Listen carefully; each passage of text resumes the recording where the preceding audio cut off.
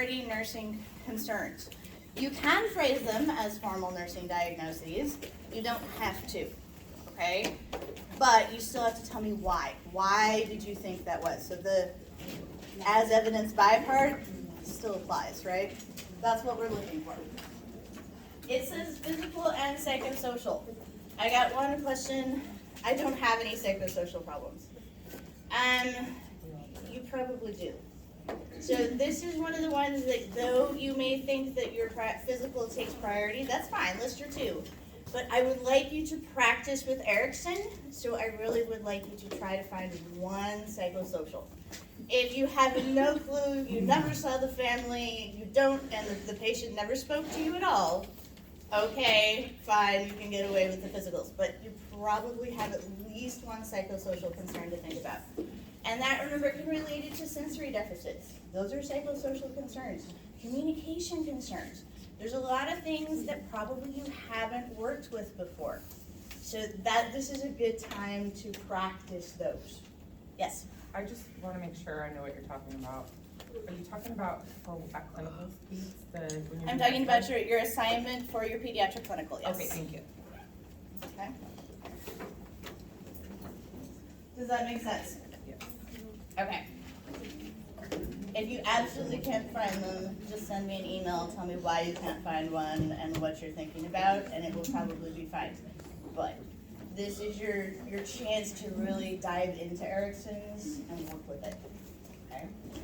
All right. Other things that have come up for you guys. Okay. Hopefully everyone at least glanced at their developmental tables a couple times in the last couple of weeks. Thank you. All right. Other notes that I have for you. I need one volunteer for each of your hearing and vision screening sites to take the audiometers to the site. We're going to supply 5 audiometers for them, and so I just need somebody to take the bucket. Think about that. You can pick, if you're going this week, you can pick it up at lab tomorrow. That's no big deal. Think about that. I need at least one volunteer for each site because I will not be starting with you in the morning. I will come to see you, but I'm not starting with you, okay? All right. Second, I have a clinical conflict, and I'm hoping to get a volunteer to switch to do a nurse, school nurse observation on 5-6.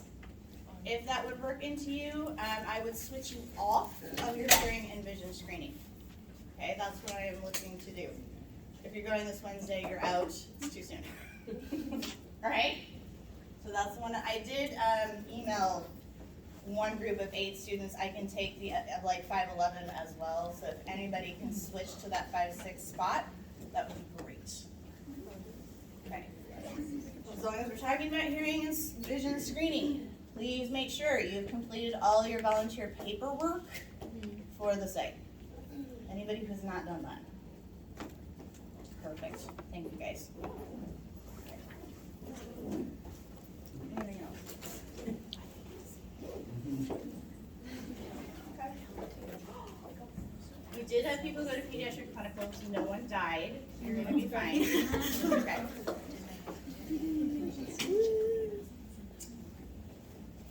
So, we're going to start by talking about oxygenation this morning and then talk about perfusion in the afternoon. The two are definitely linked, for sure. Can't really do one without the other. Tomorrow you're going to have your oxygenation lab. We will have 3 different stations, so basically you guys will be rotating through. In one, we're going to reprise Sabina Vasquez, which is your virtual simulation, and focus again on developmentally appropriate communication, right? Because your virtual simulation, the patient never says no. In lab, they will. So we're going to practice with that a little bit. You also are going to meet New Care Concepts, who is a pediatric home care company, and they're going to talk to you about trachs and ventilators. So this will be another opportunity to explore that from the pediatric side, from what little you've had in 3rd quarter, okay? And then you'll get to meet Angie, who is your other associate faculty for pediatrics, and she's going to be running our baby with bronchiolitis. So those are the lab scenarios you have. please make sure you bring your stethoscopes and things to write on, okay? Because you will need both of those. All right.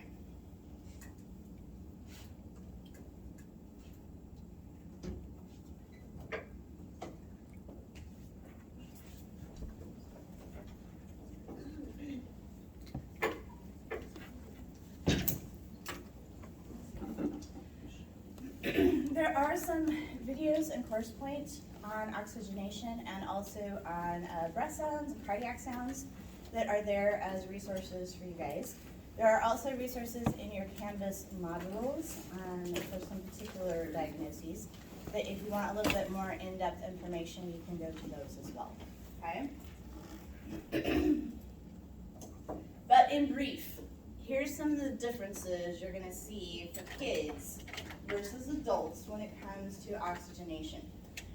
So everything's smaller, right? That's one of the things to think about. And I just want you to really visualize that. An infant's airway is the size of your little finger, okay? That is what you're thinking about. So you can note that if you have inflammation, it's going to obstruct really easily.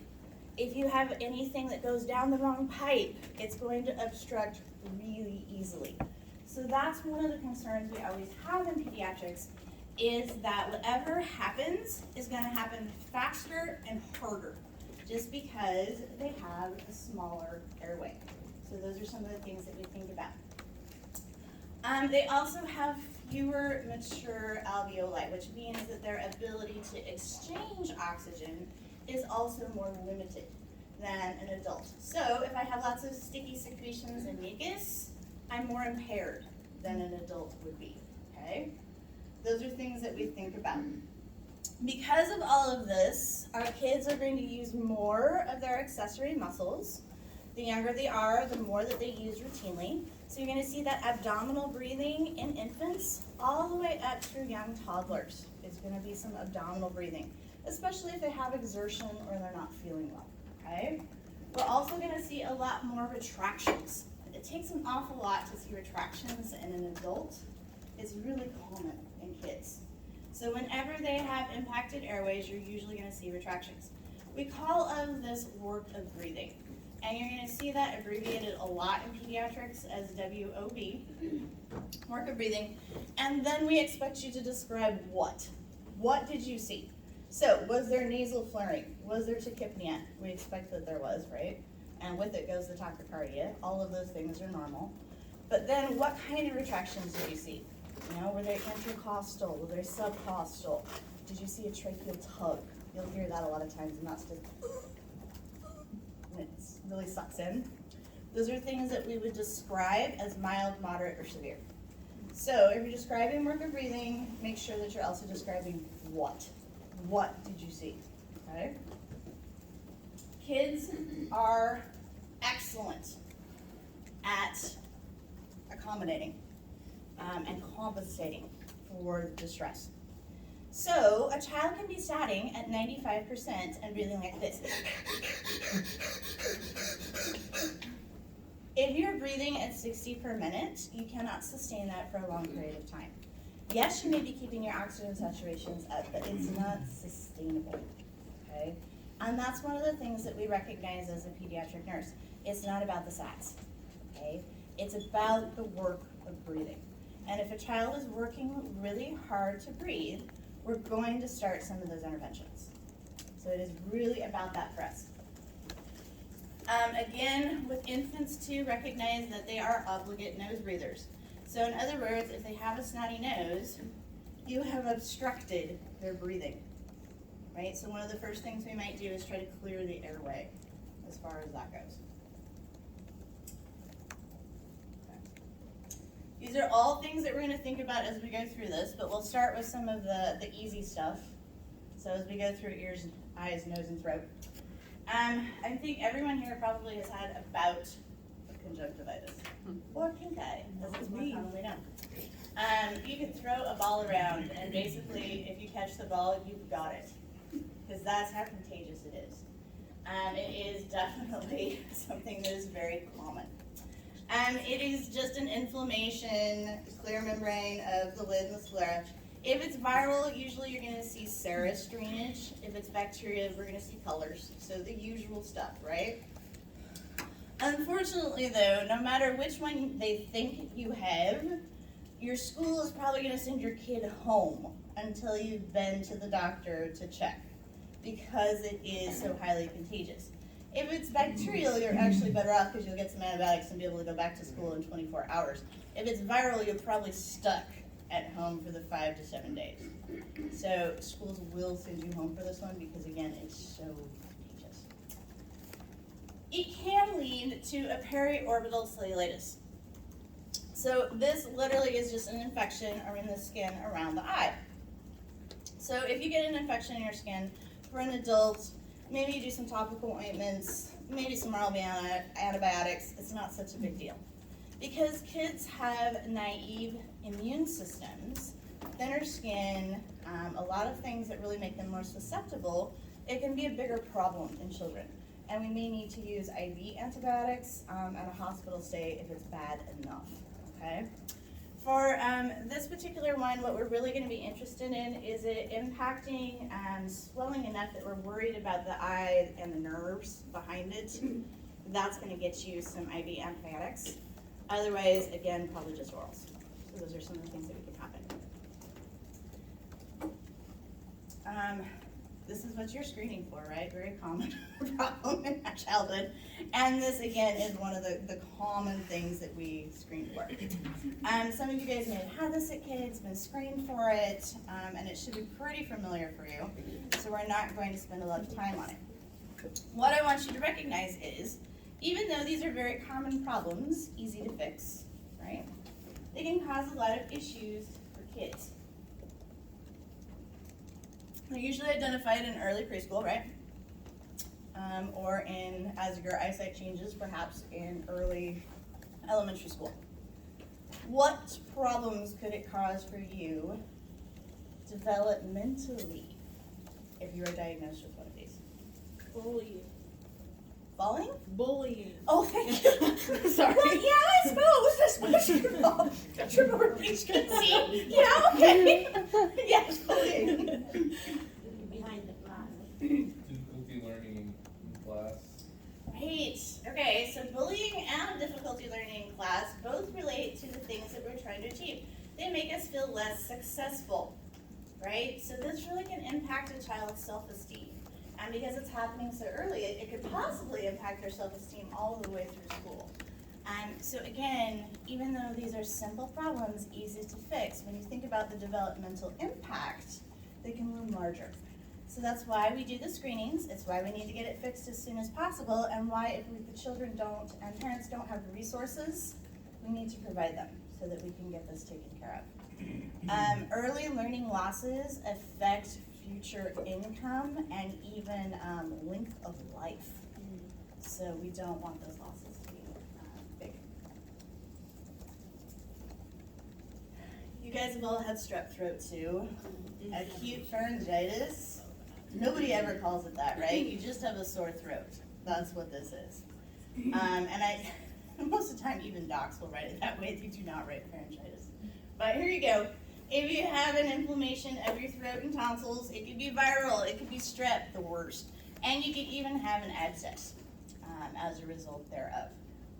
A tonsillar abscess, so nasty, you guys. Your breath is so bad. So gross.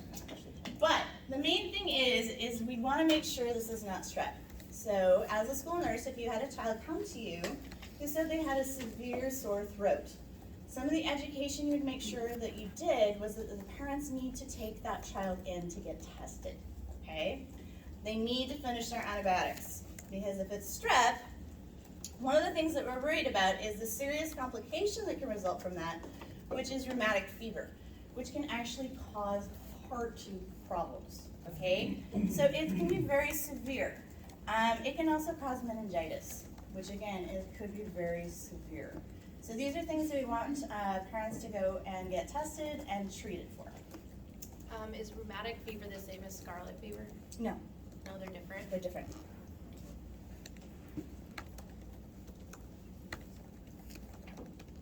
And we'll talk about that this afternoon. Rheumatic fevers in the afternoon, so we'll talk about it there. But that's one of the reasons, is that the complications can be really severe if it's not treated early. Okay. Otitis media, again, super common. You guys probably had at least one bout when you were a young child. If you had more than one bout, it probably stands out in your memory because it tends to be extremely painful. It causes a lot of pressure, and most people remember that because of the pain that it caused for you. It is one of the most common childhood illnesses. 6 to 36 months is when you're going to most commonly see it, though it can definitely happen later than that, up to about 5 years. And then after that, if it's present, it's usually a little further out in the outer ear. It might be related to swimming or some of those things, okay? What we're looking at is fluid being accumulated. It usually happens during an upper respiratory infection, which then becomes a medium for bacterial growth. So that's what you're thinking about. So basically then your risk factors look exactly the same as they do for upper respiratory infections. These are all the same risk factors, right? For young kids who may not have a lot of words to describe what they're feeling, this is the classic sign, right? I'm tugging at my ear because you're trying to relieve some of the pressure, right? So you will see young kids do that, and that is a classic sign that they have an ear infection. That and the crying that comes with it, okay? You often, because if it's viral, and it does most commonly is viral, okay? You're going to see some diarrhea, some other things that go with viral illnesses. If you have a higher fever, we may suspect that it's bacterial. If you happen to have drainage coming out and it looks purulent, again, that would indicate more of a bacterial infection than a viral one. What would you do for it? Antibiotics if it's bacterial. What if it's not? Warm pack, okay. Some Tylenol for the pain. Tylenol for the pain. Or ibuprofen for the inflammation. If they're older than 2, we will usually recommend. So yes, but we want them to be older than 2 usually before we start the ibuprofen. Just slight elevations, so they're not laying Yes, right? Always let gravity help you. And so if you're laying down, it's going to put more pressure on that inner ear, so a little bit of a head of the bed elevated will help. Good. Okay. That's really what we're going to be doing. And then encourage fluids, as always. When kids are in pain, they don't like to eat or drink as much, so you will be pushing those as well. If you have them often enough, frequently enough, you have a risk for hearing impairment, which can affect, of course, language and learning. So those are the other things that we're trying to get them treated early, find out whether ear tubes might be helpful. Those are things that we would consider. All of these are things that you guys just talked about. If they're happening frequently enough, we may consider ear tubes, like we talked about with our teaching case study the other day. 3 weeks ago now. So those are things, but you need more than like 6 to 8 in a year to consider that. So it's really frequent. If you're only having one every 6 months, we're not going to consider ear tubes for you. Other things that we can think about is risk factors, so making sure that if there is smoking in the home, that we offer smoking cessation information to parents, talk to them about those risks. Warm packs, yes. Heating pads, no. So just as a cautionary thing, if kids fall asleep on heating packs, if they're not automatic and turn off, you can actually boil the fluid behind the eardrum and burst the eardrum because kids fall asleep on them. So a warm pack, like if you've got one of those lavender ones or whatever, you heat it up in the microwave and it loses heat pretty fast, but it can be soothing. That's fine, but you don't want one of the automatic heating pads. Okay, so if we're thinking about this, we have a 3-year-old who arrives in the clinic, low grade. Mom states they're not eating much, but they're drinking and peeing about the same. That's reassuring, right? Okay. Why does it matter that we think about dehydration when they have an ear infection? You need to be hydrated to, sustain life, so. Yes, you do. True. Ear infections usually accompany, or a fever usually accompanies, and fevers can be dehydrating. They because can your be. body's working harder. Especially because a child's metabolic rate is much faster than an adult's. And we'll talk about this when we do GI, but much faster. So they're burning it, right? So that's one of the things we think about. I was just gonna say, when kids don't feel good, they tend to not eat or drink Yeah. or do anything. Yeah, and the younger they are, the more of a problem it is, okay? So here's one of the things I want you to remember in pediatrics. It's ABC still, always, forever, right, that you think about for prioritization. But then for pediatrics, I want you to think D. And in this case, D is for dehydration. We are always assessing our kids for dehydration because they don't drink. And if they're too young to really understand the importance of it, they really don't drink. If their airway is stuffed up and their nose is stuffed up, they won't breastfeed, right? So it can be a really big problem. Most frequently, children who come into the hospital because of an upper respiratory infection are at least mildly dehydrated, at least, if not more so. So it's something that we are always dealing with. So that's something I want you to remember for kids. Yes, ABCs, but then D for dehydration, okay? So this is reassuring. We're glad that she's drinking, even though she's hurting. So we understand that she's had ear problems and throat infections since infancy. Goes to daycare, dad smokes outside the home, family history of seasonal allergies, third infection this year. And the parents want to know, why are they so darn frequent? Can we prevent them? What would you say?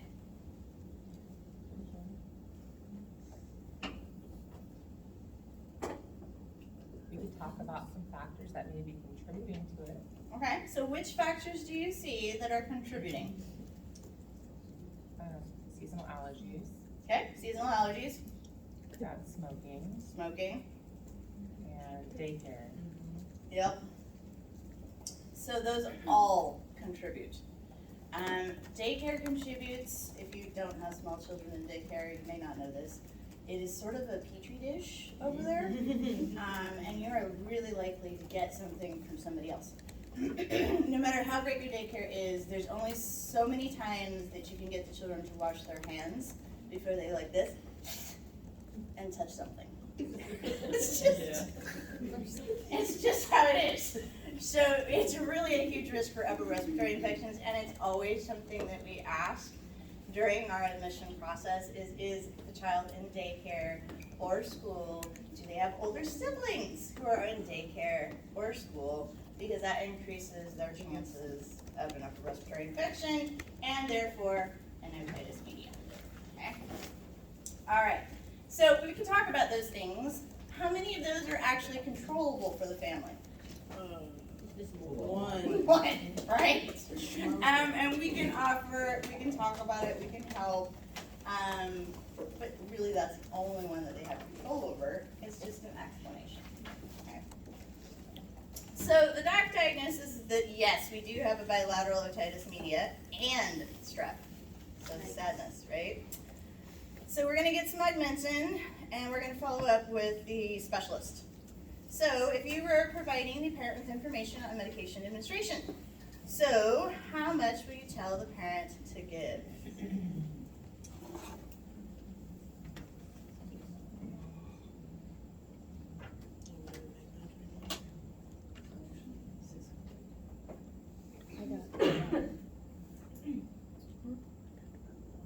Per one dose or per day? One dose.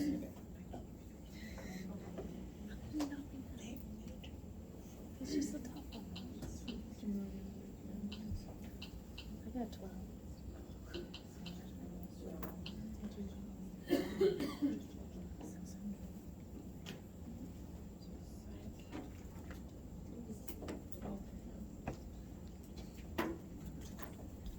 Okay. 12. Yes. Yeah, Okay. you're right. So then the second question is how? Syringe, Okay. Why syringe? because teaspoon is not accurate. Okay. So teaspoon cannot be accurate. Why? Because How many mils is in a teaspoon? 5. 5. So I could get 2 teaspoons and then that's not even to a half, right? So it's not gonna be accurate. You're gonna need to fill it up into a syringe. And that's gonna be important too for parents to understand, that this is how it needs to be measured. Once it's measured, do they have choices on how to give it? Yes. Yes, okay. And that's what you can explain to them. Then they can put it into spoons if they wanna give it that way. Then they can put it into a small cup if they wanna give it that way. Is there anything you tell them not to do? Mix it with juice or something. That's right. So in case you missed it in lab, if I didn't see it too, I know I said it at the last one last week, but remember, fluids are for chasers, there are not mixers when it comes to medications, okay? And you'll remember it if you say it that way. They are not mixers, they are chasers. Okay, so all the fun fluids have to go at the end of the medication administration. Because if they, and children have said this to me before, you ruined it. You put it in with something nice flavored, you ruined it. And then they won't drink that either. You don't know how much you gave, you can't right, so they're chasers, they're not mixers. Those are things that you would need to understand and that you would probably recommend to the parent, because the parent would know, right? They haven't had that experience yet. All right, so let's talk about tonsils. When nurses talk about TNAs, this is what they're talking about. We are usually going to not take these out unless we have to, and we definitely try not to do it before 3 years of age, okay? Exceptions to that rule is if it is actually causing impaired breathing at night. So if you're having sleep apnea, yes, we will consider it sooner. If you have a child with craniofacial abnormalities and we really think it's going to be beneficial to them, then we might, okay? So, thinking about this, you have the surgery here inside where you can't see it. What are you going to be monitoring? Respiratory patterns. Because what am I absolutely the most worried about? Obstruction. Obstruction related to inflammation, because I just did some cutting, right? So there's going to be some inflammation and swelling in the throat, and that's going to be my biggest concern, at least at the outset. Could surgical incisions get infected later? Sure. And those will be things I'm looking for. What would I see if it was infectious? Would I though? Red. It's inside, so what might I see? Swelling. redness. No, but I can't, right? Because it's inside. All right. That's why this is a little trickier. Yeah. You might not see it, but you might smell bad breath. Ah, there we go. Because purulent discharge stinks. However, sloughing scabs also does not smell great. So, letting parents know that about 5 to 7 days after the surgery, there's going to be some nasty breath. That's a good idea too. Okay. So I'm looking for purulent smell. What else comes with an infection? Fever, right?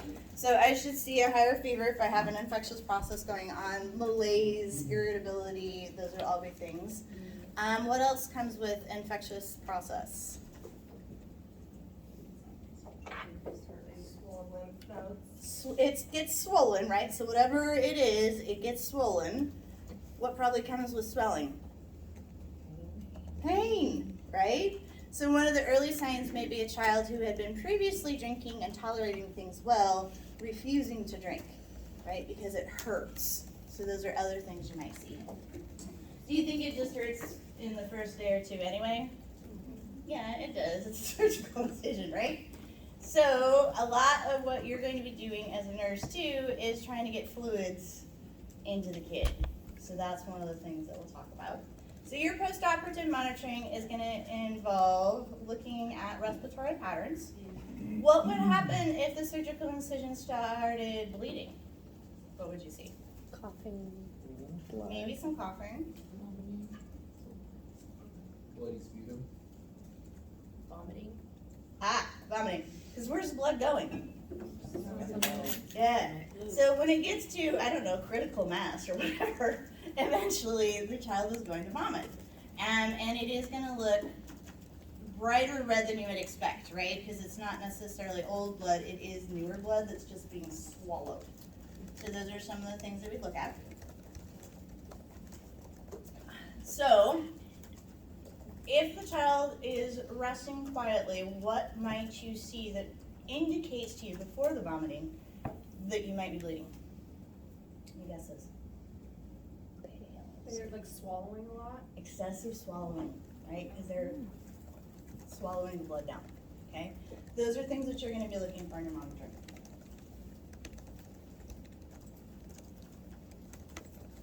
Okay, so we're going back to our little friend who has the nasty strep throat and the otitis media. And at the ENT, we've discovered that we think tonsils are contributing. So let's go ahead and schedule a TNA, lipid access. We're going to keep her post-op for observation.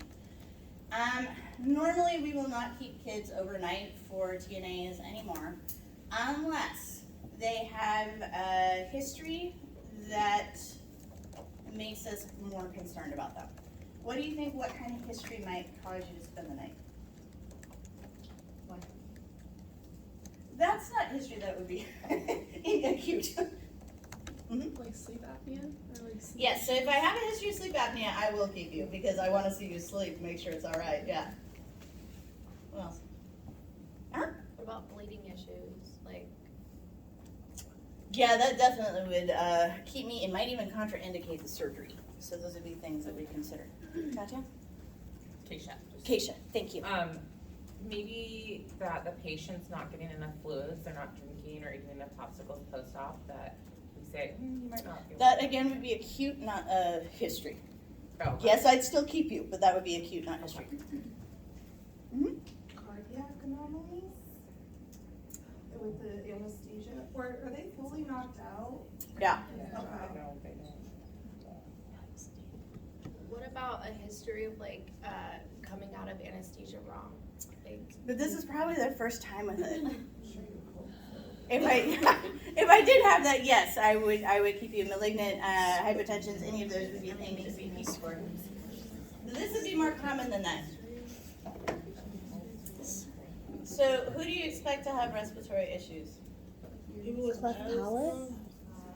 Craniofacial abnormalities. So, if I have a congenital craniofacial abnormality, I will keep you, right? So, cleft palate. if they have a history of like otitis media, I don't know. No, but that's part of the reason I'm having the surgery, right?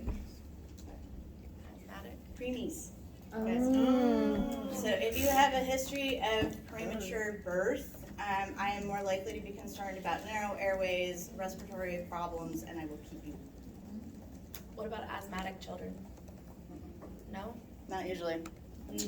As long as they're 3 and up, not usually. I'll keep a closer eye on you post-operatively, and then, as our friend suggested, if you're not drinking enough, if your vital signs aren't stable, I will keep you. I might hold you a little bit longer in the post-operative period, but I won't make you stay overnight. But a premature infant, craniofacial abnormalities, or a history of sleep apnea, we plan to have the kids spend the night. Okay.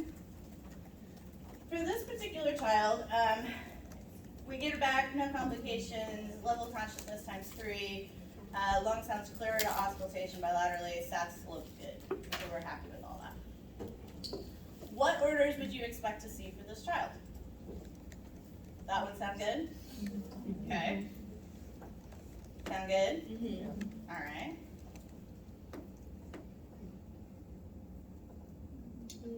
What is it? Steroid.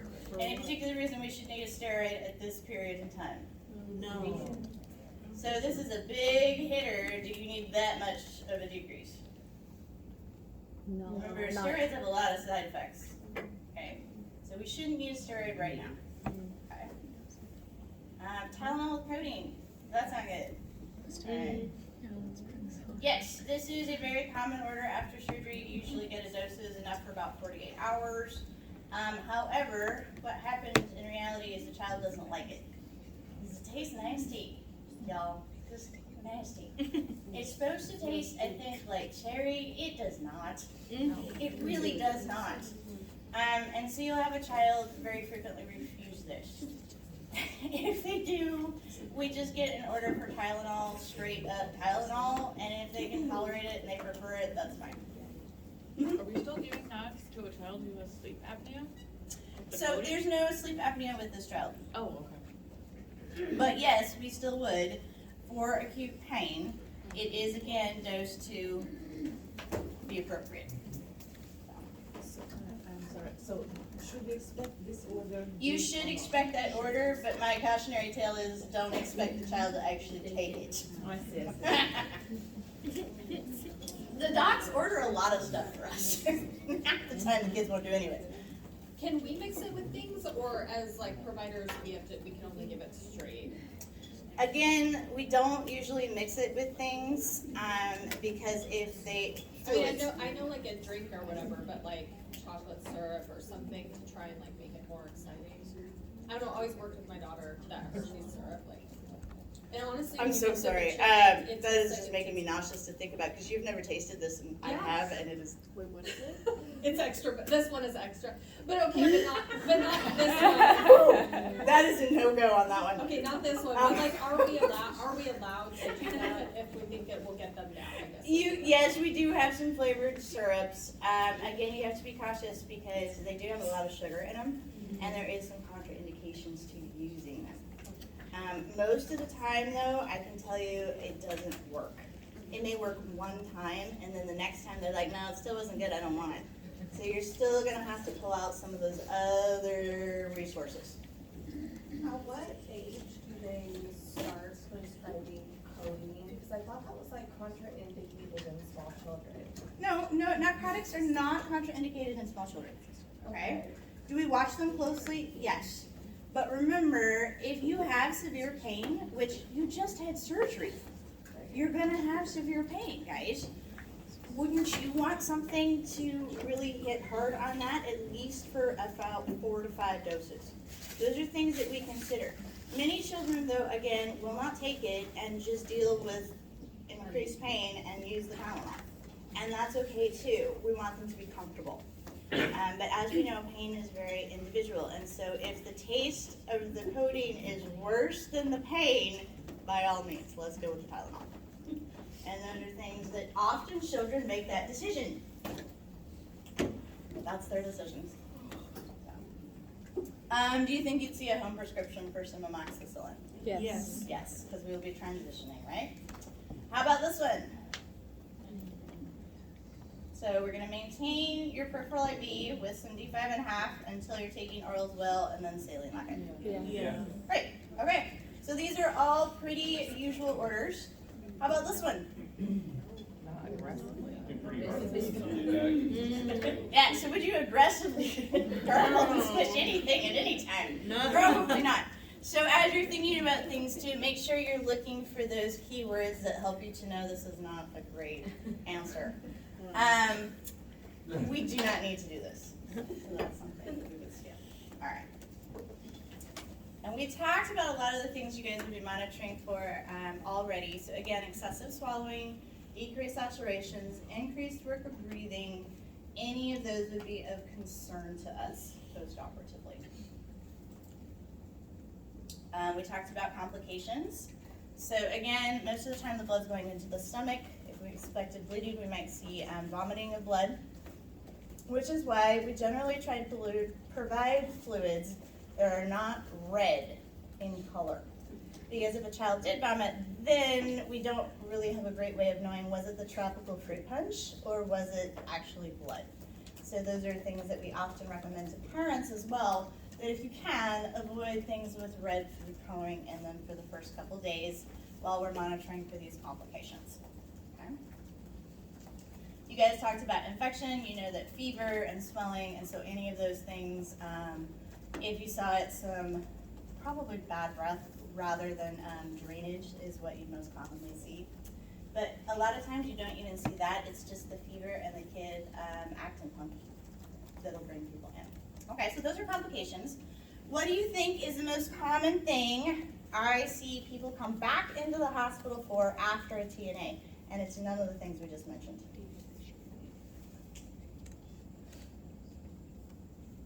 A, B, C, D. it hurts, they won't drink, they get dehydrated, they come back in. So really talking to parents about fluids is actually one of the most important things when you do some of that discharge education. The other thing that research-based is that you want to give your Tylenol on a usually Q6 hour schedule minimum for the first 24 hours, even at home, and we have much better recovery rates. If we can do that for 24 hours, just keep it on a schedule. So even in the hospital, that is what you will see now, is that it will be listed as a routine instead of a PRN. And then you might have even like a little bit of something as a breakthrough. And all of that is what you would talk about for returning, right? All right. So, moving down as we go, let's talk about the esophageal atresia and tracheoesophageal fistula, TEF. I just want you to know what it is, all right? And I want you to know what your most immediate action would be if you find it, okay? So as you guys are doing your newborn assessments is usually when we pick this up. So it usually happens in that neonatal period. What do you think you see? This. So you see a child who's starting on the breast for the first time, and they're coughing and they're sputtering and they're pulling off.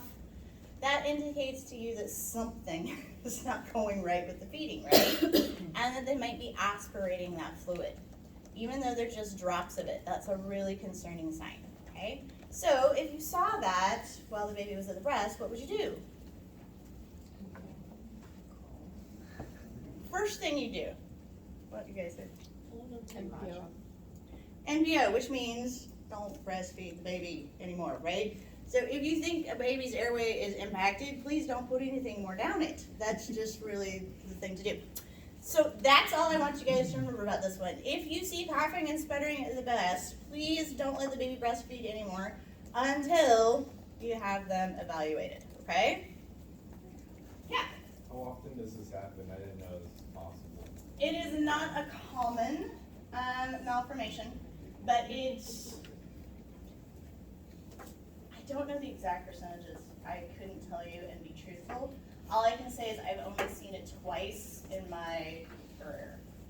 Is it pretty common? Like, I feel like premature babies are probably prone in like full term, but maybe full term or just.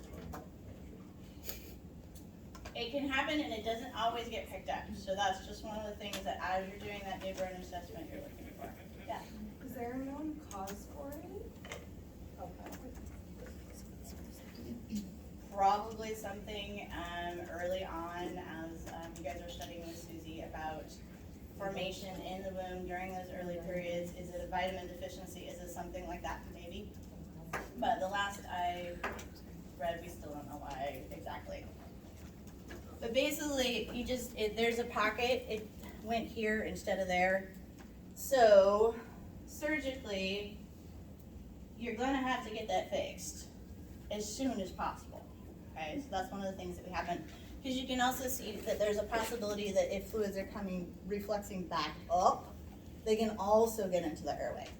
So this is something that you might end up with surgery in the first week of birth. Because otherwise we don't have a good way to feed this child, right? So we have to get something in. You're also going to probably see a G-tube placed, like a Mickey G-tube, so that we can put food directly into the stomach while everything's healing up. So that's another thing that you might see. Okay? But again, it's not common. Okay. Cleft palate and cleft lip, on the other hand, are fairly common. You're going to see that one quite a bit usually. They can occur by themselves. More commonly, they occur with other things.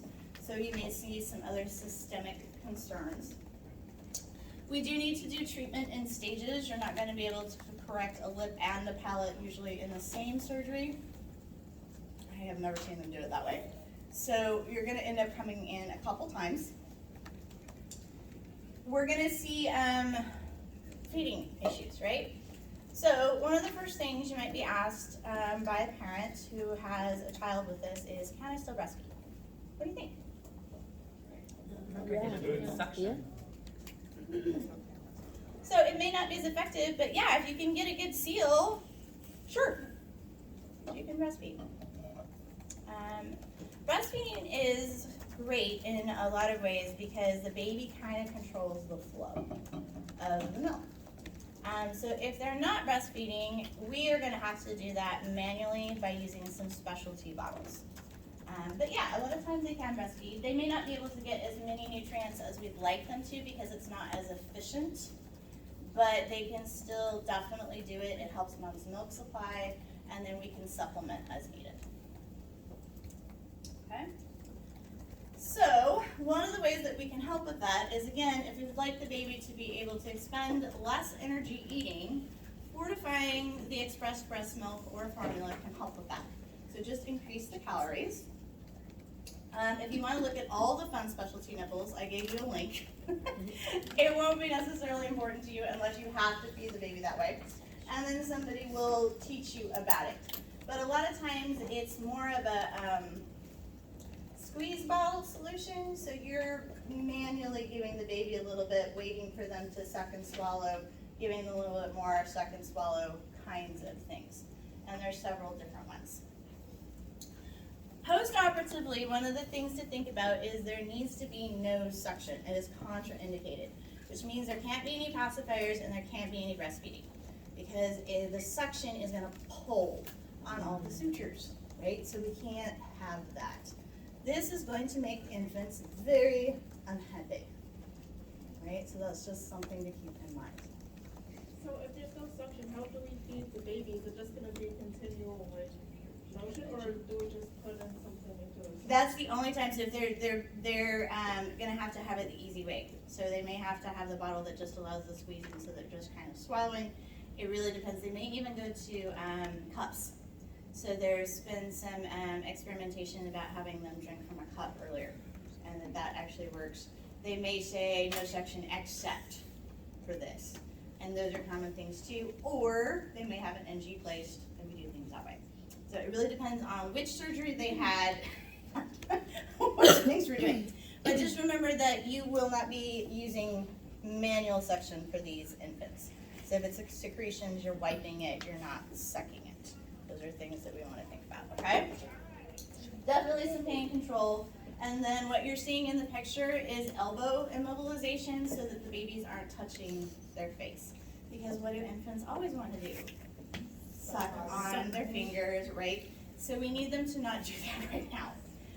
They have to have these on definitely if they're unmonitored, but if they're with their parents, they can maybe have one hand free. I don't know if you guys have ever tried to keep an infant from doing something, but they are really good at getting out of stuff. So I usually let them out one arm at a time, and hopefully that will help. Okay, those are some examples of some of the bottles that you might see. Yeah. Backflow valves are really preferred. All right. So this is where you guys may want to pull up the respiratory tables that you guys have worked on in your groups. And we will start going through our respiratory. But sounds like a good place to just go ahead and take a break. So why don't you guys take 10 minutes and then we'll start on our respiratory session. So this is a nice slide on just reminders of what respiratory distress looks like. Yes? The stars in the corner, are those, oh, sorry. Uh-huh. Okay, just checking. Yes. You may note some things are starred in the PowerPoints. You should pay particular attention to those slides in your studying. In other words, you have to know that. So those are things that you're going to need to know. There's a couple that are starred in your, the one with the conjunctivitis and all that stuff. There's not usually going to be a test question on that, but you're going to hearing and vision sites, so you should be familiar with the terminology, right? So for that, it's more, be familiar with that. This, you need to know, okay? Recognize too that if a child is putting all of their energy into breathing, you often may see level of consciousness changes as well. They just seem unfocused. And we're gonna look at some videos that illustrate the point better than I can. What would you expect to see for a child who has respiratory concerns? The same things you would see for an adult who has respiratory concerns. So again, these are things you guys already know. They have not changed. You would expect to see somebody get a chest x-ray because we want to see what's going on, right? That's normal. CT scans, if you're really concerned, maybe you'd see a broncho. Peak expiratory flow rate, nice to know, not necessary to know. Do you think you can get a 3-year-old to do that? No. So again, there's some of these that as the child gets older may be easier to accomplish. Instead, if I want to have a child take some deep breaths, what might you do for the 3-year-old? Play game. Play a game. What kind of a game? Let's see who can get the biggest breath. A balloon. That'd be a good one. You have to go, right, to blow it out. Balloons are good. What else? What else do you have to take a deep breath to be able to do? Bubbles. Bubbles work great, you guys. Bubbles are good. Pinwheels are great. Those all work. And one of my faves, especially for young school-age children, is spitball races. So you have them do little spitballs and blow through the straw to try to get theirs to move faster than their parents. Always fun. And school-age kids are pretty competitive, so those are all good for older kids, and work sometimes better than an incentives parameter could. Okay, so those are things to think about. Yes, we could do sputum cultures, ABGs, pulse oximetry, all those things. These are all working except for, guess who doesn't like oxygen on their face? Kids. And the better they feel, the less they want it, which is a good thing. Except for they may not have the sats that tell you can take it off. So this is again something you're going to have to practice getting them to wear it. So that'll be something we do in lab. High flow nasal cannula may be new to you guys, but it is something we use more frequently in pediatrics, especially for things like bronchiolitis. So high flow nasal cannula means I can titrate both the push, so the flow, I could be at 4 liters, but I could only be doing room air, or I might titrate it up to 22% instead of 21% oxygen. So I get lots of different ways to move it around. It's humidified, it's warm, it's helpful. What I'm looking for is the push to give myself increased surface area for oxygen exchange. That's really the idea behind it. Sometimes it's not about a small child needing the oxygen, it's about the push to open up the airway, especially for things that are down in the bottom. Pneumonias and bronchiolitises are common for this, okay? That one may be neat to you. Nasal CPAP is basically the same thing. You're gonna see that used more in the NICU than you are on the pediatric unit. And you guys all know CPT, right? What's the age difference between a NICU and pediatric unit? There's not necessarily an age difference. The difference for NICU is that for NICU, I went straight from delivery to the unit. There's no outside exit, okay? And from there, I can be discharged to the pediatric unit, or I can go home, okay? So the pediatric unit will usually take anyone of 24 hours of age and up, okay? That's usually what we would take. So once you've gotten through that initial birth transition, we'll take you. The PICU, on the other hand, the pediatric intensive care unit will take you from the outside. So if you have a respiratory compromise and you're coming from the ED, you would get admitted into the pediatric intensive care unit, whether you're a neonate or not, okay? So the difference is the NICU tries to be sort of that sterile, it's a one-way only unit. And they're very protective of their patient population. Okay. So let's see if we can get her. Writing's not that easy, but Grammarly can help. This sentence is grammatically correct. Okay.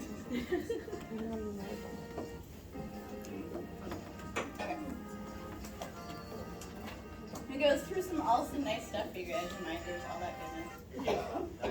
Time rest, and, so that he has. The metronome is the breathing rate.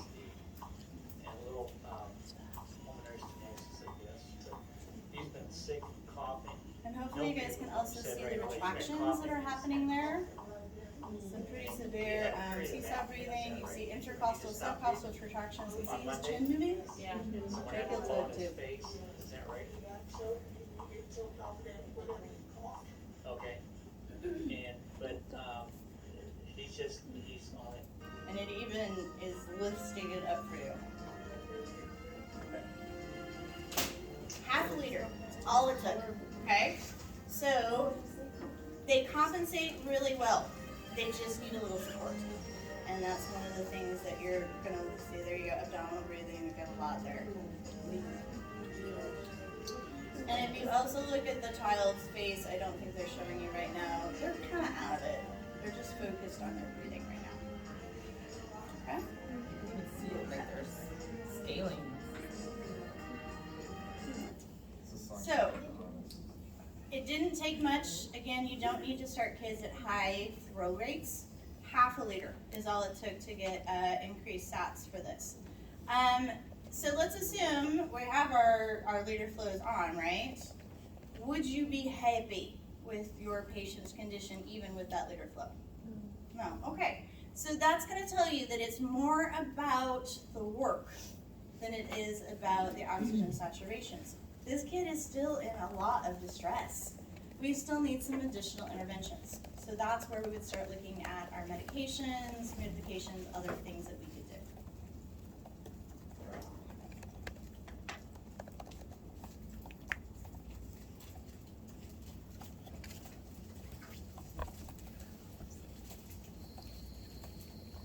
Another really good look at some retractions. And because we have a thinner muscle wall here too, they're really evident in kids. Okay.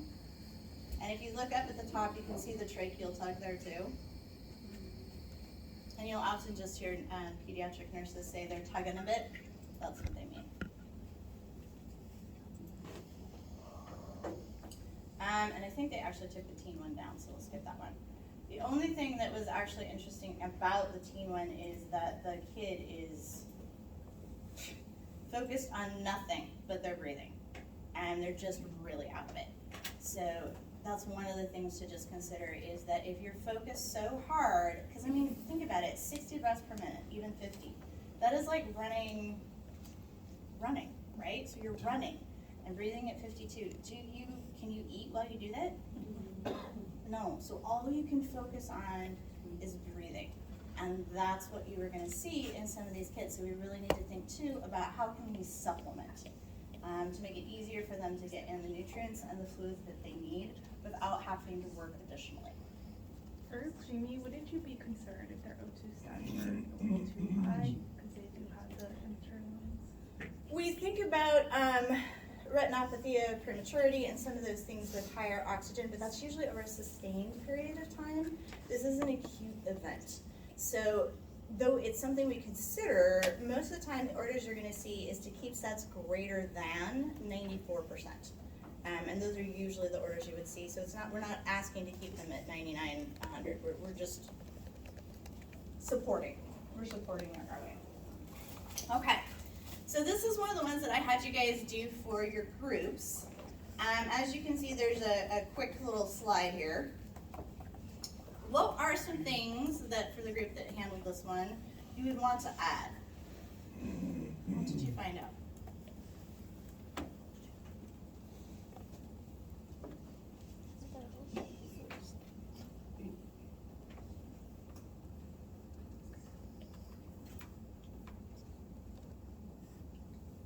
I know one of you had this. Striders. Okay, so this one, if you're thinking about what breath sounds indicate for a diagnosis, if you a child with stridor, you're looking at an upper airway, right? Restriction. So epiglottitis is literally that. It is an upper airway restriction. So stridor is one of the things that would be a hallmark.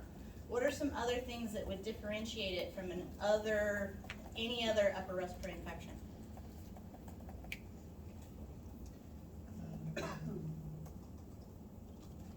Other than what's on that list, you said? Or just something you saw as a group that you were like, hey, this is different than other things I've seen. The tripod. Would you see that in asthma? Yeah. You could. Try. The drooling. The drooling. That is really a huge hallmark. In other words, my airway is impacting my swallowing. I cannot actually swallow, so I have to drain my secretions out of my mouth. And that is one of the real hallmarks of this particular upper respiratory disorder. Okay. You can see, maybe you can, when there's not the lights in it, but this child, again, looks slack-jawed because they're drooling, and anxious because they can't breathe, right? So there's some really huge concerns here. What happens when little kids get anxious? Panic. They cry, breathe harder, right? What do you think happens to your airway when you start to cry? It constricts. So your main goal as a nurse is that, because otherwise you're going to lose your airway, okay? We are going to make sure that we have emergency equipment right outside the door. So you need to have your emergency intubation kit ready to go. Do you think you can bring that stuff into the room though? No, because what will that do? Scare everybody, right? And so then your child will start to cry, you could lose your airway. So we usually keep it right outside the door. So again, it's just changing that mindset a little bit and thinking about what's going to exacerbate the condition and how do I avoid it, okay? Do you think you can avoid making the child cry forever? No. So if you suspect that there could be epiglottitis, you're going to need to let your team know almost immediately, have people ready at the door. You want to support the child in their breathing. So of course that means oxygen. Do little children like to have stuff on their faces? No. So this is one time where we might use something called blow-by oxygen to try to reduce the fear factor for kids. We try not to use it because we don't have any clear idea about how much liter flow the kid's getting. So it's sort of we're just doing this because we want to give you something, and we know that putting stuff on your face is going to freak you out. So what we do is we take an infant ambu bag, and it's got that tail on it. So you put the liter flow all the way up, and you put the tail by their face. And then it literally just like fan blows oxygen at their face. And usually they're going to be in a parent's arms, and parents will just put it, like under the arm.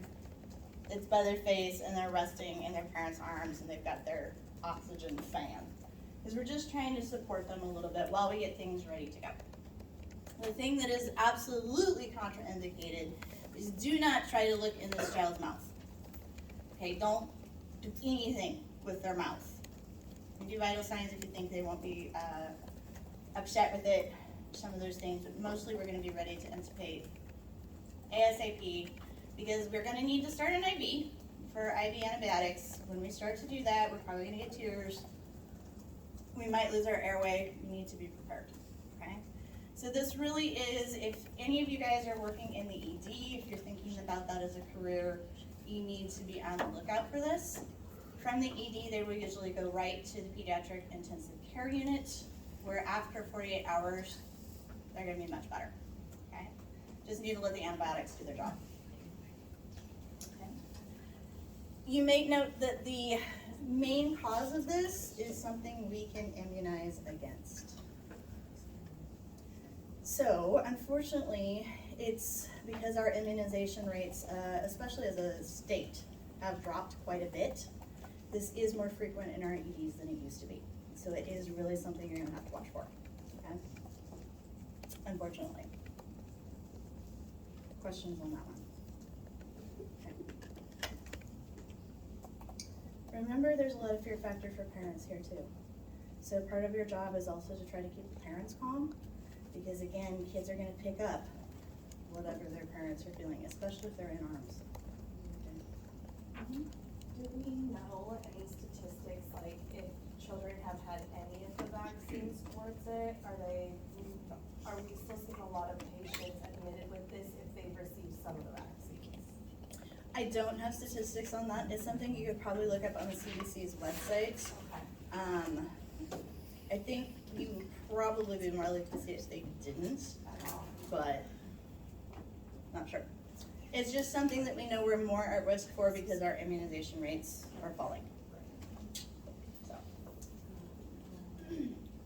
Just one question about it. So, does it always start like rapid and critical epiglottitis, or we can kind of see the beginning of it to prevent the really bad situations? It usually ramps up in about 24 hours. It looks like they had a mild cold and then all of a sudden it's this, and they come into the ED. So it's one of those things that we hope we're not gonna have to intubate, but we need to be prepared to do so if they suspect it.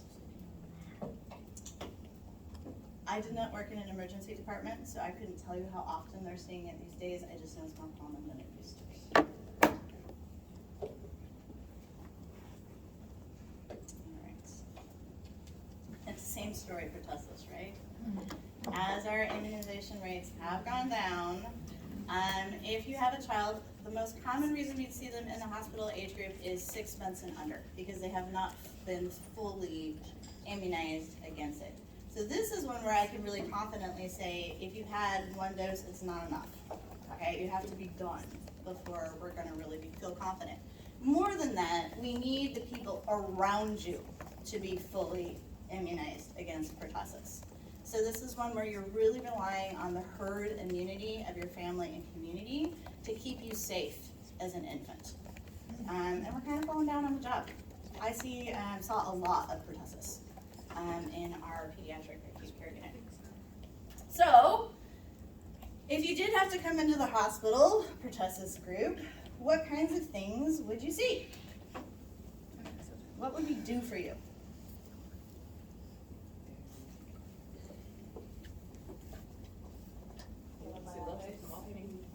Okay, so this is something that can be treated by antibiotics. If you are past a 2-week period though, we may not give them to you because you're considered to be past the point where it may be helpful. But if you're within the first, 5 to 7 days of the illness, we will. What else?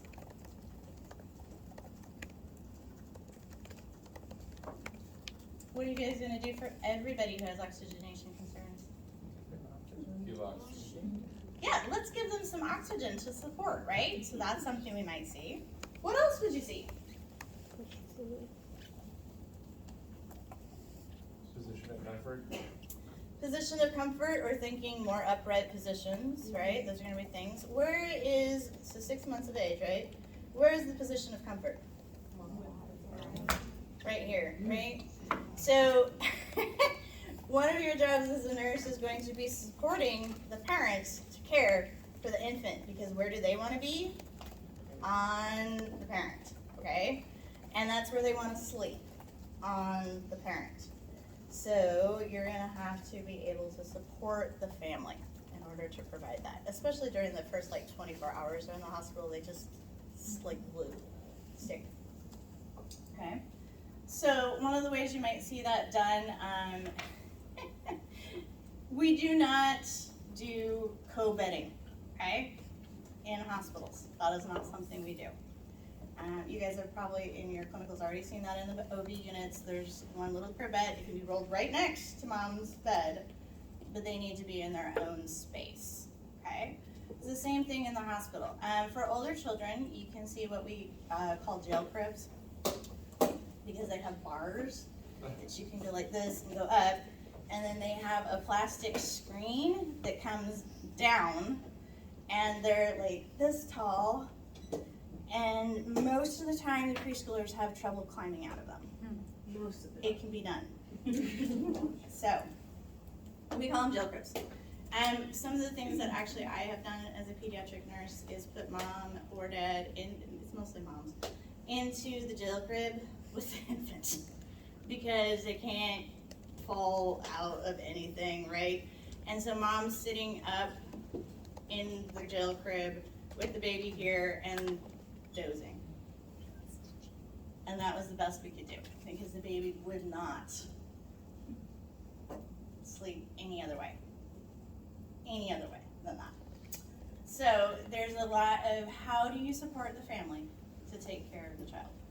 Most of the time that should mean supporting them while they get some rest, having other family members come in, and then being creative with your solutions. Okay. Just remember to let your parents out about every 2 hours for bathroom breaks. They can't get out either.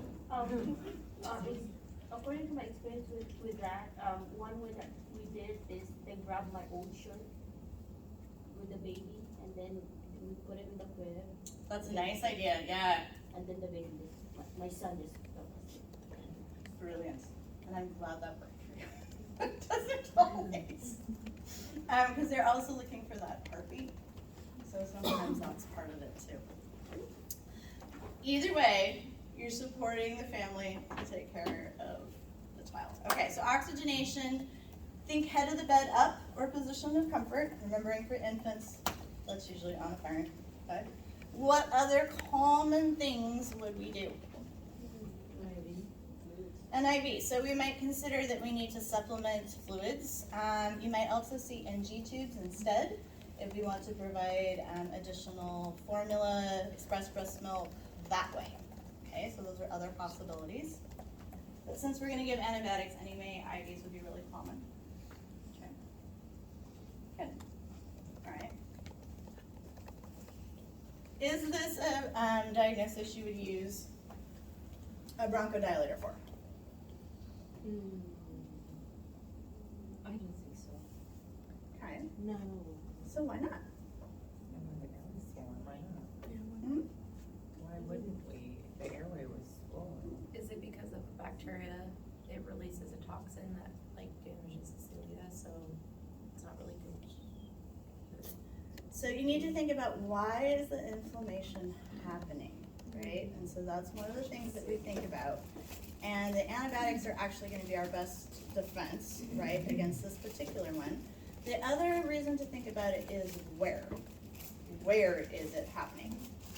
And so for pertussis, where is this? Is this upper or lower? Upper. And usually bronchodilators are going to be most effective for things that are in the lower to mid-low range. Those are the things we're going to use more typically. Does the bronchodilator, would it make it worse? Hmm? Would it make it worse? No, but it's also not going to do anything. So that's one of the reasons we don't use it. The only, because it's just not for the stage group. We'll go over that in a minute. It's just not going to be helpful. So sometimes the docs will decide to do a one-time trial of a bronchodilator to see if it helps. And that's how it will be phrased. One time to test and see how it goes. And then they want you to let them know, was this helpful or not? And most of the time, you're going to be like, it didn't do anything. The ones that it's helpful for are going to have a diagnosis of asthma later. It's really more about the asthma than it is about the disease. Okay? And that's what we will see also with bronchiolitis. It's more about them having a diagnosis of asthma later than it is about the bronchiolitis. Okay. We often see for infants with this that instead of the typical whooping cough that you might hear, they might have apnea spells and post-tussive emesis. So they often vomit if they are coughing because they just can't catch their breath and they bronchospasm and end up throwing up. Okay, so that's pretty much it. Will they end up prescribing like a Zofran or something if that's the case? No, because it's about the cough, it's not about nausea, so it's different. Mm-hmm. So would you do some sort of cough suppressant? Nope. We want it, yeah. We want Well, yeah, to move the phlegm up, yeah, that's the only way we can get stuff up. And it's really more about the muscles in the bronchospasming. The cough suppressant doesn't really do anything for it. It's just you.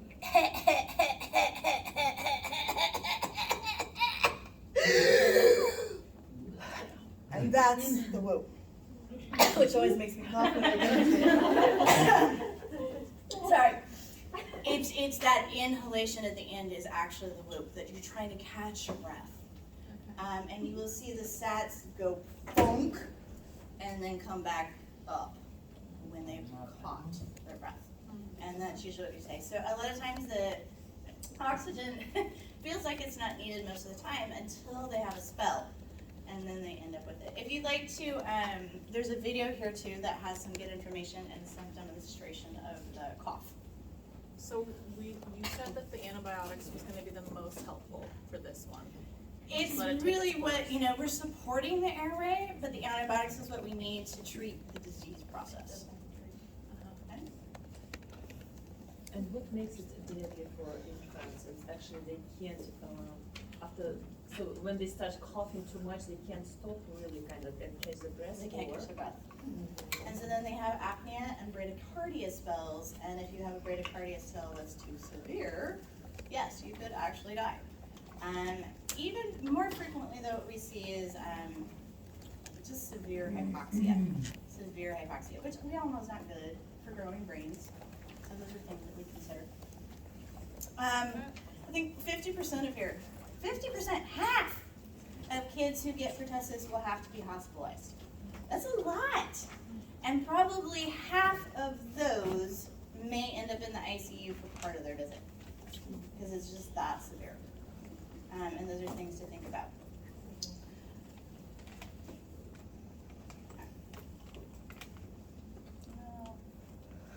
Good thing call.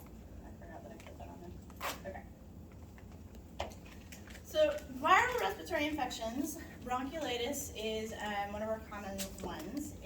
Most frequently caused by RSV, or respiratory syncytial virus. Inflammation, edema, and boy, is there a lot of mucus, which that is obstructive. Okay, so that's one of the things you think about. If you are someone who has a family history of asthma, you're more likely to be hospitalized for this. What other risk factors would you anticipate for a child who might end up hospitalized with bronchiolitis? What you see in their history? Yep, prematurity, number one. And you are at such severe risk if you're premature that we actually have some prophylactic things that we can do for you. So if you are a premature infant born in the fall, we will suggest a course of Synagis for you so that you can be protected throughout the RSV season. It is not a prophylactic that we usually recommend for everyone because it is pricey.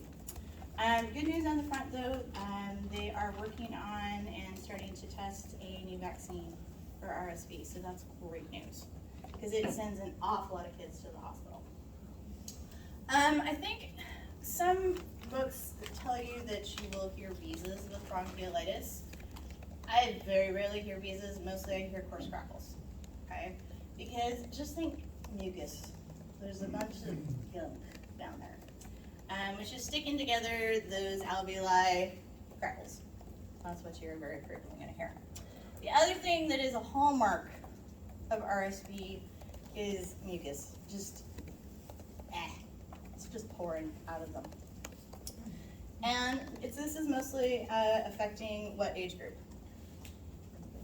Infants. And infants are obligate nose breathers. So one of the first things to consider as a nurse is clear the airway. You're going to do an awful lot of nasal suctioning for these poor little ones, okay? And you definitely need to do it before they start breastfeeding because otherwise they're not going to get anything. They're going to pull off, okay? So, what do you think are some of the concerns from the family who comes in with this disease?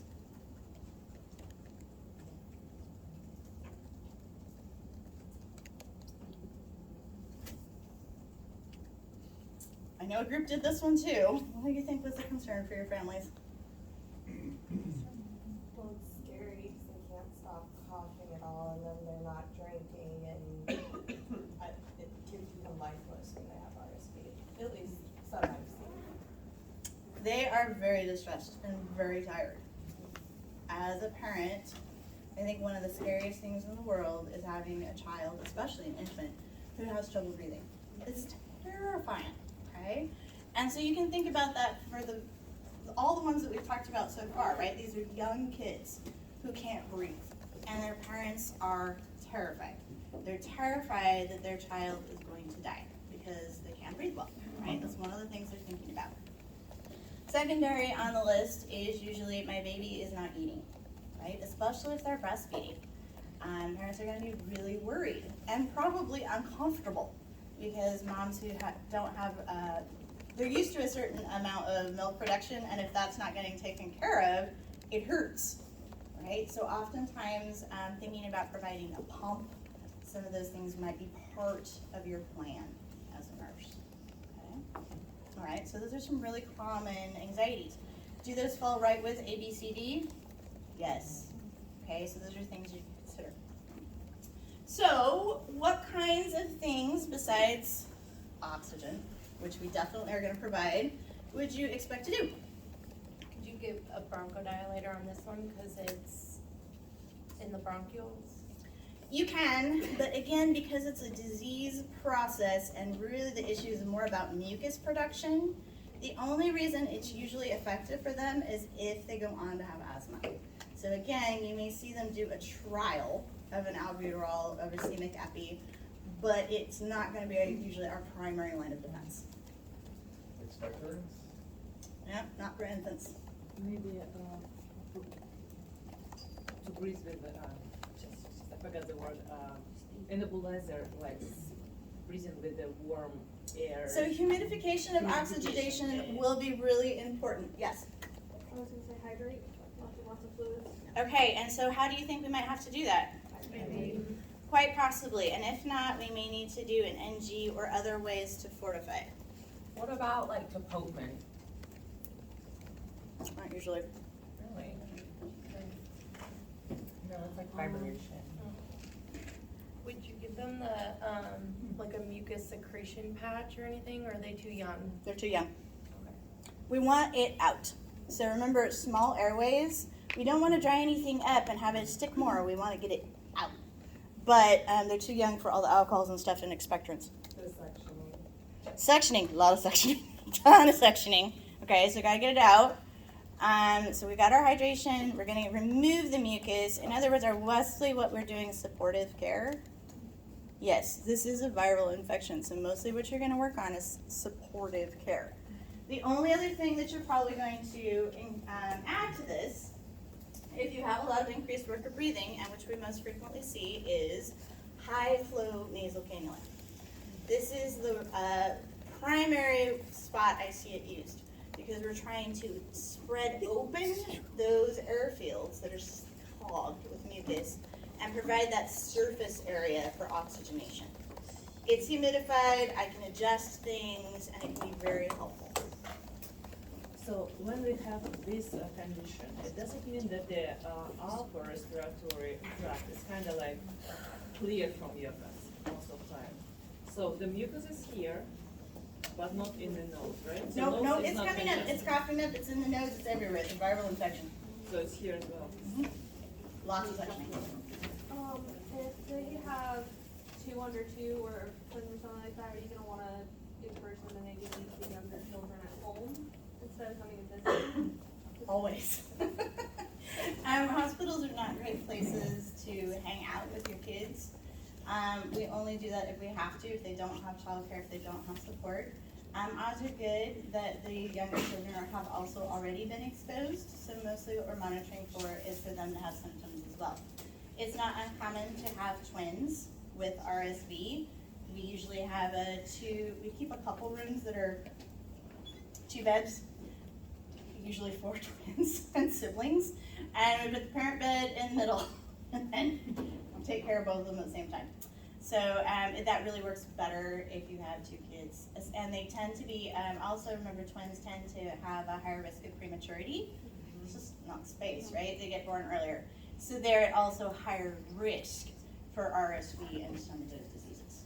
What about some type of vibration or type of tapping We Will it don't help? usually do anything formal because what do all parents do with their babies? So it's natural, right? Yeah, it's just a natural thing. And there doesn't usually need to be anything more than that. So, not usually. Unless you have some other condition, chronic condition, exacerbating it, like cystic fibrosis, right? And then it makes sense, because I'm really treating more that disease process than This this. would be secondary. Right. So it's not major. And that's what you're gonna see a lot. The people that are hospitalized have a chronic lung condition and an acute illness exacerbating it, right? That is most frequently what we see in the hospital. You do not have simple cases in the hospital anymore. You have complex cases, okay? You're gonna usually see more than one thing.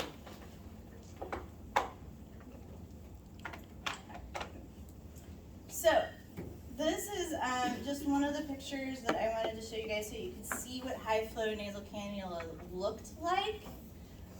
This has all your fun dials and stuff on it. So like there's your oxygen percentage, and then they've got their liter flow.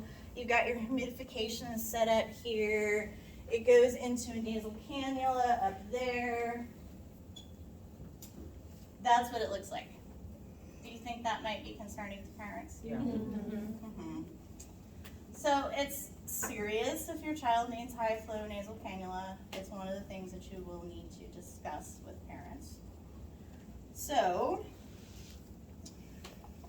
viral illness, right? What is usually the length of time people will be dealing with viral illness? 7 to 14 days, right? So take it in the middle, 10 days. It's a good timeline, right? All right. So if you admit a child with a positive RSV, and we will suck snot out of their nose, dump it into a sterile container, send it down. It's called a respiratory viral wash, and they will test it. And it will come back pretty fast if it's RSV or not. If they come in at day 2, and you need to give them supplemental oxygen, as a nurse, what do you anticipate about this child's stay? Admission, like longer. Okay. So we know, yes, they're gonna be admitted, they're probably gonna be with us for a while, right?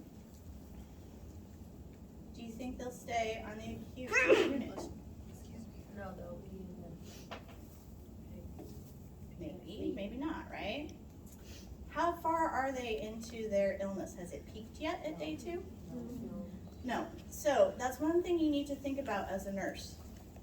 If you've got a child, something viral, right? And they're there very early in the illness and they're already hospitalized and we haven't peaked yet, wow, will you be checking in on that kid closely, okay? And you may even anticipate, as you get a little bit more experience, that this child's probably not gonna stay with you, okay? They're probably gonna end up needing a higher level of care. All right, well, if your experience tells you that, what things might you do as anticipatory education for your families? How might you prepare them for that? Inform them that they might be moved to another location. Okay, how would you phrase it? We don't have all the necessary equipment in the future if you may need it, or she may need it. Okay. That's why we might have to move your child somewhere else. They're gonna get That's worse scary. before they get better. They might get worse before they get better. So something a little bit like that will provide some anticipatory things. Maybe like there is a potential that we may have to do this. This is what we're doing to intervene now, to try and keep it under control. But we just wanna let you know that there is a chance that we are not like, oh, this is gonna happen. But you've told us it's probably gonna happen. All right, and those are all good tacks to take. Remember too that part of your education towards family members should definitely be, what are you looking for?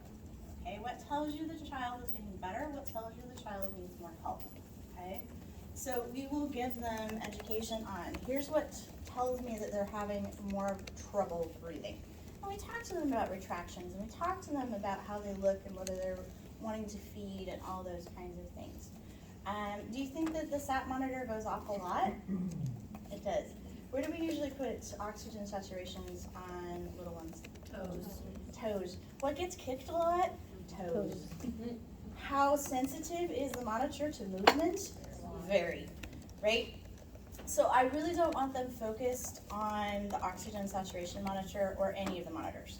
Yes, they will be on a continuous cardiac respiratory monitor. That's very common.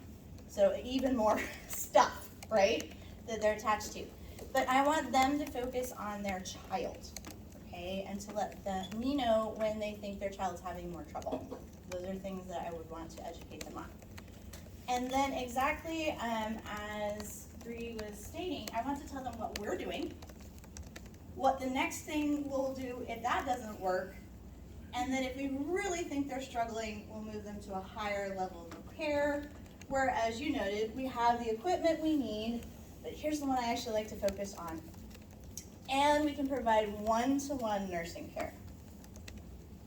So I like to make it more about that they get one-to-one attention from us than even about equipment, though that's also true.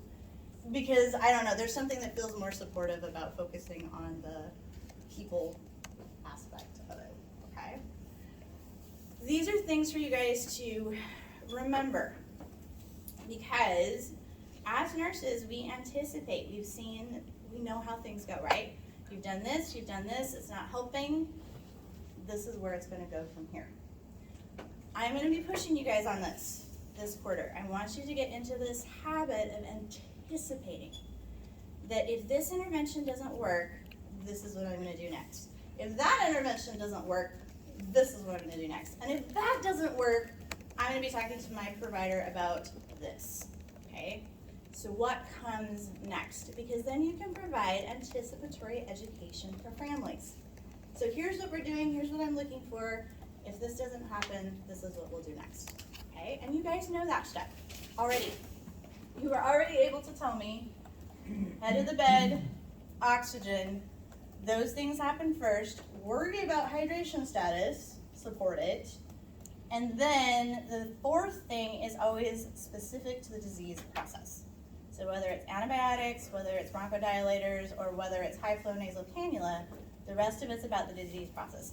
But the first three things that you do are exactly the same, no matter what oxygenation problem you're dealing with. And that's adults too, right? You guys already know this, and that's what you want to focus on. What do you know? All right, fast review of pneumonia, because again, it really hasn't changed from adults. It's on the bottom, right? Stuff you're gonna do. If we think it's bacterial, yes, antibiotics. If we don't, just supportive care. Who comes to see you with the pneumonia in the hospital? What type of pediatric patient? Preemie. Possibly. Asthmatic. That one. Most commonly, you're gonna see an asthmatic with pneumonia. Those are the ones you're gonna see in the hospital. Or somebody else who has a chronic lung condition such as cystic fibrosis. Otherwise, most of the time that can be managed at home, which you guys probably have done for yourselves. You got a pneumonia, you managed it with oral antibiotics at home. Sometimes even asthmatics can manage at home. But if you're gonna see it, it's most commonly that they have some other chronic condition that you're treating as well, okay? So, if that's the case, bronchodilator would be supportive. So, summarizing slide, big star. Okay. Because what can we do for everybody? Immunizations, hand washing. If you have an upper respiratory infection, I would expect you to be in respiratory isolation, okay? Do parents need to wear gowns and masks? Yes. No. Why? Right. Okay. So, and if you have the right patient, the right parents, you can even say, "I'm sorry, it's too late for you." And they know that. That child has already snotted all over them. They know. Okay, so you don't need to put them in the isolation, droplet isolation, but you need to be in it, and anybody else who goes into that room needs to be protecting themselves. I have totally said that to parents before. You have to choose your parents. All right, things you would see. All of these should come with some kind of fever, right? Because it is an infectious process, so we would expect that. They are compensating, so they have fast heart rates, they have fast respiratory rates. They probably have some decrease in oxygen saturations, otherwise we would not see them. Right? They would stay at home. So we would provide some oxygen, we would suction, and where the noises are tell you where the infection is. Right? So if it's decreased, you're really looking at that pneumonia. It's one of those things you think about.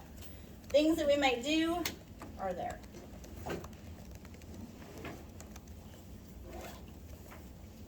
Those are the things I want you guys to start thinking about because it's concepts, okay? They don't change. You just tweak usually the last intervention depending on what's going on. If you can remember that, it's gonna help you to prioritize. What should I do first? Okay? So if you were to enter a child's room, and remember you can look, right, across the room and be like, you look pale. You don't look like, you look like you're struggling. You're tired, you're like this, and you're, and if they're laying down, what would be the first thing you do? Sit them up. Sit them up. What's the second thing you do? Oxygen. Put them on oxygen. What's the third thing you do? Medication, or If there's a medication, that's when you provide it. But the first two things, that's everybody, right? Yeah. And then you can drop to medication. After that, you're gonna start thinking about hydrations and those kinds of things, okay? Okay.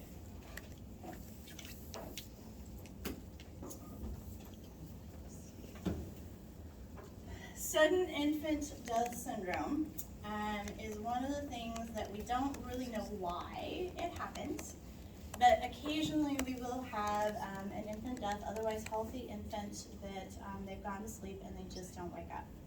This is, of course, devastating to families, especially because there's not really a clear cause for it.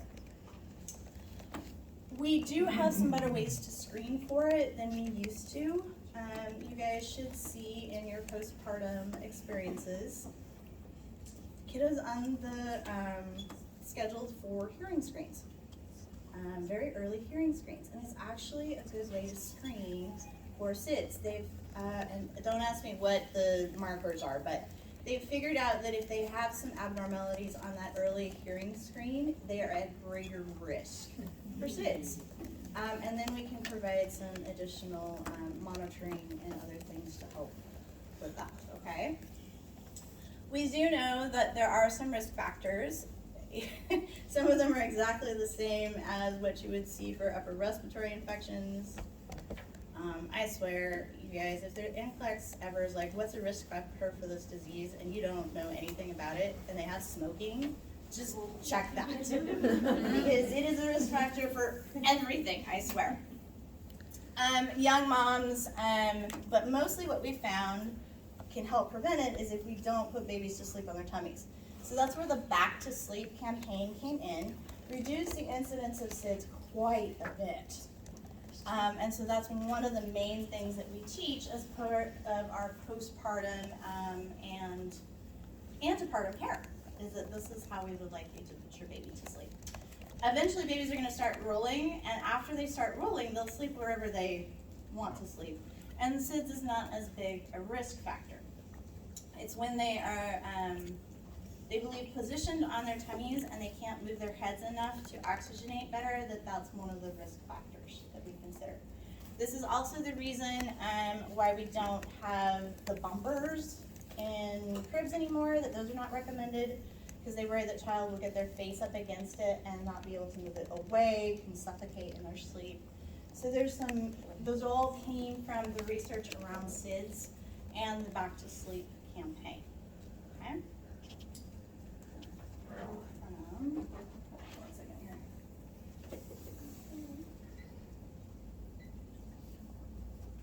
So in you guys' respiratory table, the one that I started for you, this is about SIDS as well. So when we talk about an ALTI, This is usually a direct admit to us as a pediatric unit. It's short for an acute life-threatening event. And what we generally see is an infant turned blue. Either a parent saw them turn blue when they were sleeping, they turned blue at the breast. There was something that really scared a parent that their baby had stopped breathing, okay? So then they're gonna come into us and we're gonna try to figure out why. Why did this happen? Commonly what we see is that premature birth and smoking are some of the risk factors that we have for this. So basically thinking about all of those SIDS pieces. The way that I think about this is it could have been a SIDS, but we caught it and it wasn't, okay? The other things that we think about is if you have a cyanotic event in an infant, the first thing that you should do is, hey baby, okay? Go back to CPR. Hey baby, right? Stimulate the baby. And you guys are gonna see this in the NICU all the time because premature babies forget to breathe all the time. They just forget. They get tired about it, you know, they're just like, breathing optional. The bradycardia monitor is off, and you will see the nurse wait. And the students are always like, oh my God, why are you not doing anything? Oh my God. And they're waiting because oftentimes the baby will remember, right? They'll be like, oh wait, no wait, I really need to do that. They'll take a deep breath and everything comes back. And it's called spontaneous recovery, and that's how we'll chart it. So you wait, because if you have to intervene, it adds days to the baby's stay, okay? If I do, the first thing that I'm gonna do is go over there and just rub on them a little bit so that I can remind them that breathing is a thing. They'll pick it up and start again. It's only after that that we will add things like airway, suctioning, to start intervening. Most of the time we don't need to do that. A little stimulation is all they do, okay? And this is because for premature infants, an immature brainstem means that they don't always, they literally forget to breathe sometimes. It's just how it goes, okay? The more mature they are, the less this will happen, and it will be fine, okay? Heart murmurs will increase this effect because more incidence of hypoxia and then bradycardias, right? What we can do is easy fixes. So the other thing that happens a lot of times is we can reflux up. And what happens if you guys have really bad heartburn?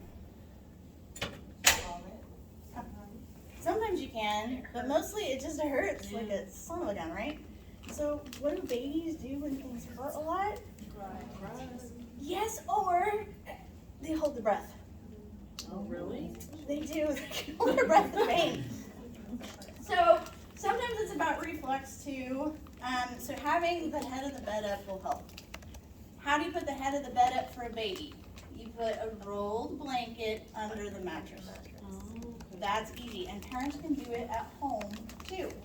So those are easy things. If you think your baby's having a lot of reflux, roll blanket under the mattress. Okay? We will get an X-ray. We will do labs. If we think it might be related to reflux, a swallow study is also very common. Basically, we're going to go through an entire workup for us to try to figure out what is the root of the problem. Okay? So, if it's reflux, head of the bed up, what else might I do?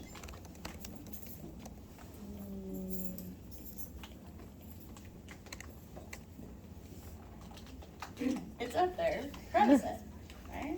So treat it. That's all I need to do. If it's about central apnea, which is what it usually is for premature infants, I need to stimulate. So caffeine or theophylline are one of the things that you might see. Just like you like caffeine to stimulate you, right? So it's all good. But instead of a morning caffeine, for infants, usually it will be given at night, because we're trying to remind them to breathe during the deepest part of sleep, which if they're on a good schedule, should hopefully be at night. Okay? Those are things that we do. Keep in mind this is extraordinarily frightening for your child to have a cyanotic episode at home. And all those reassurances and concerns that we've talked about previously still apply. Even more so though, because it was an acute event, you may have that parent superpower happening. and the guilt may be really heavy. They're worried they did something, didn't do something that caused this. So we need to be really reassuring that we don't know why it happens. Here's some common things we see. Here's how we'll start looking at the problem, and here's what we might do if we see the most common reasons this could happen. Okay? Questions on that one? So if they have apnea really late or really early in life, would that be a precursor to them having sleep apnea later in life? Like, would they have to have a sleep study or? That's a good question. Premature infants tend to be more prone to some of those things anyway. We would monitor them more closely, but generally it's just a matter of maturity. This luckily is something that most babies are going to grow out of, and we don't usually tend to worry about it after that point. But I imagine their doc would monitor them more closely than other kiddos.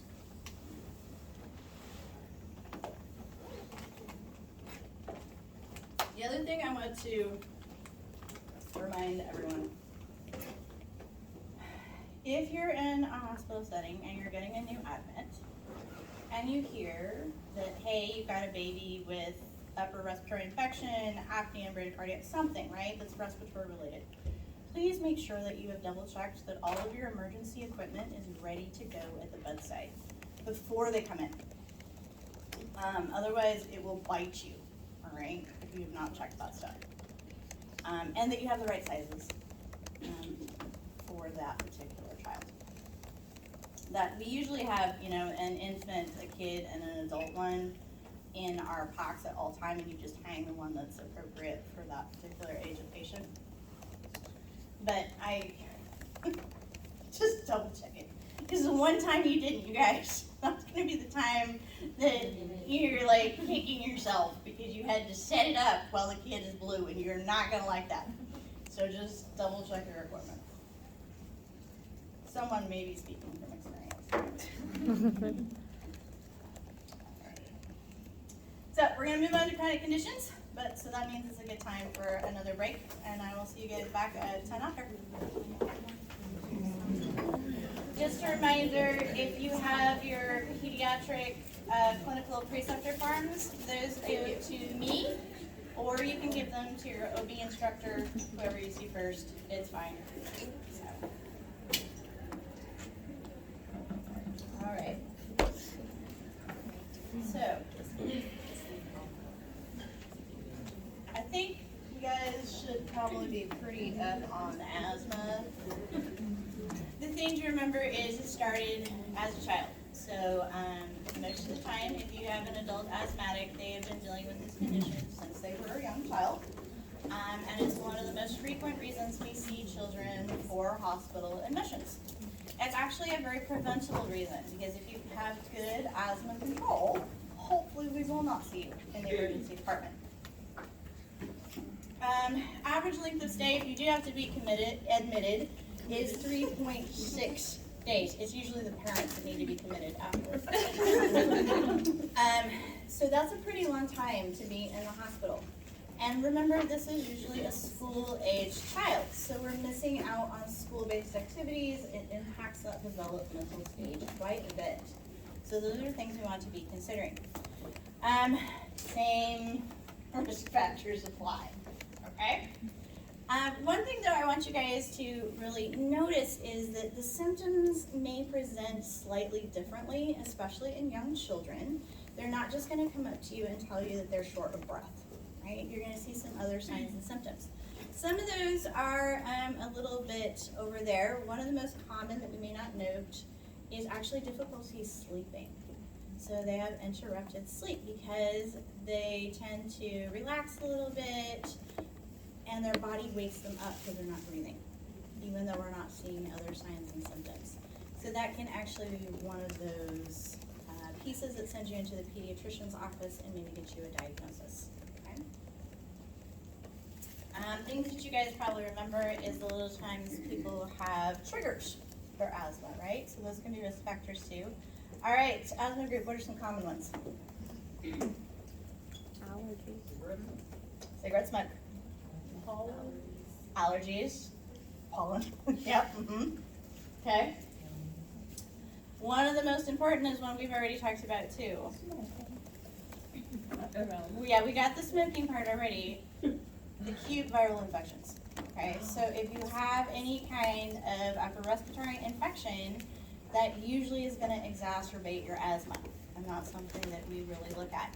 So in other words, most of the time our asthma kids are coming in with not just one thing, but two that we need to really look at.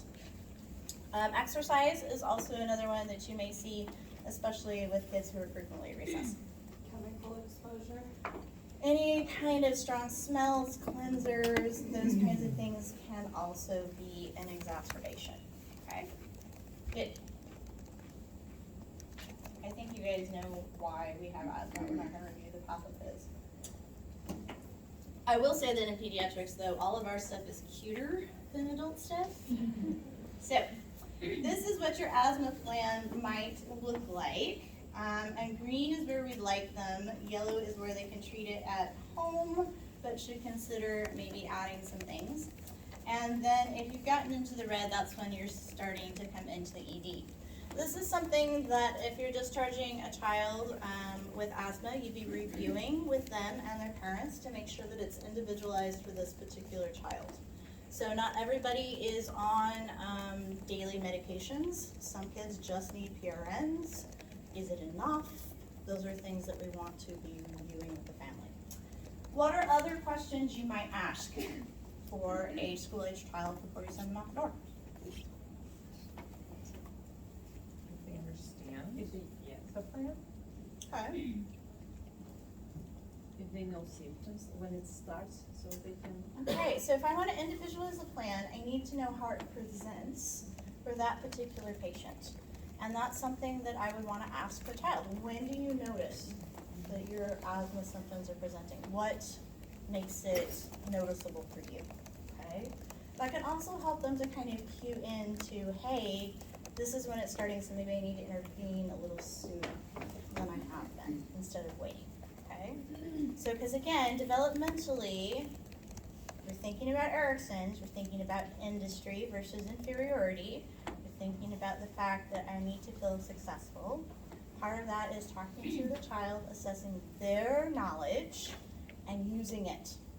And really supporting them that, hey, you know an awful lot about your asthma. I'm really proud of you. Okay? Because they do. And we should be supporting them in that. They've been dealing with it probably longer than you have, and we need to use that knowledge. Okay, so remember, all of your plans should be individualized. That means assessing what it looks like for your patient, okay, and then going from there. You should also, of course, check in on environment for the patient. Are there other risk factors we haven't considered? Okay. In your VSIM activity, some of you have already completed this. Some of you might do it this evening before lab. All of you need to have it done before lab. It usually takes about half an hour, okay, to get through it the first time. You don't need to have 80%, you just need to get in there and play with it, okay? This is what you're gonna see is you have a little 5-year-old with a diagnosis of pneumonia and a history of asthma. So again, it's a double, right? We have had this infection for the past couple of days. She's got a fever. We've got her on her oxygen already. We've got her some normal saline because we're worried about that dehydration factor. And she's gotten her last nib at 5. Got some SATs up after that. And we know that she has pneumonia. Okay, so those are all things that you would know as you go in. Before you even enter this room, what do you know you're going to need to assess? Breathing. Okay, what about breathing? Work of breathing. Okay, and as you guys go through this VSIM, or after you've gone through the VSIM, what would you chart?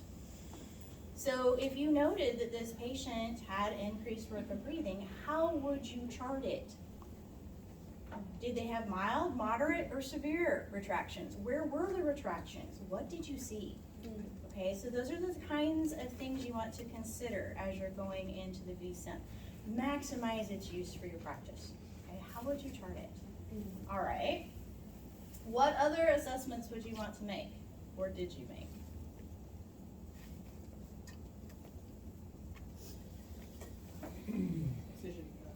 Saturation component. Okay, so that's Skin. skin color. So is she pale, right?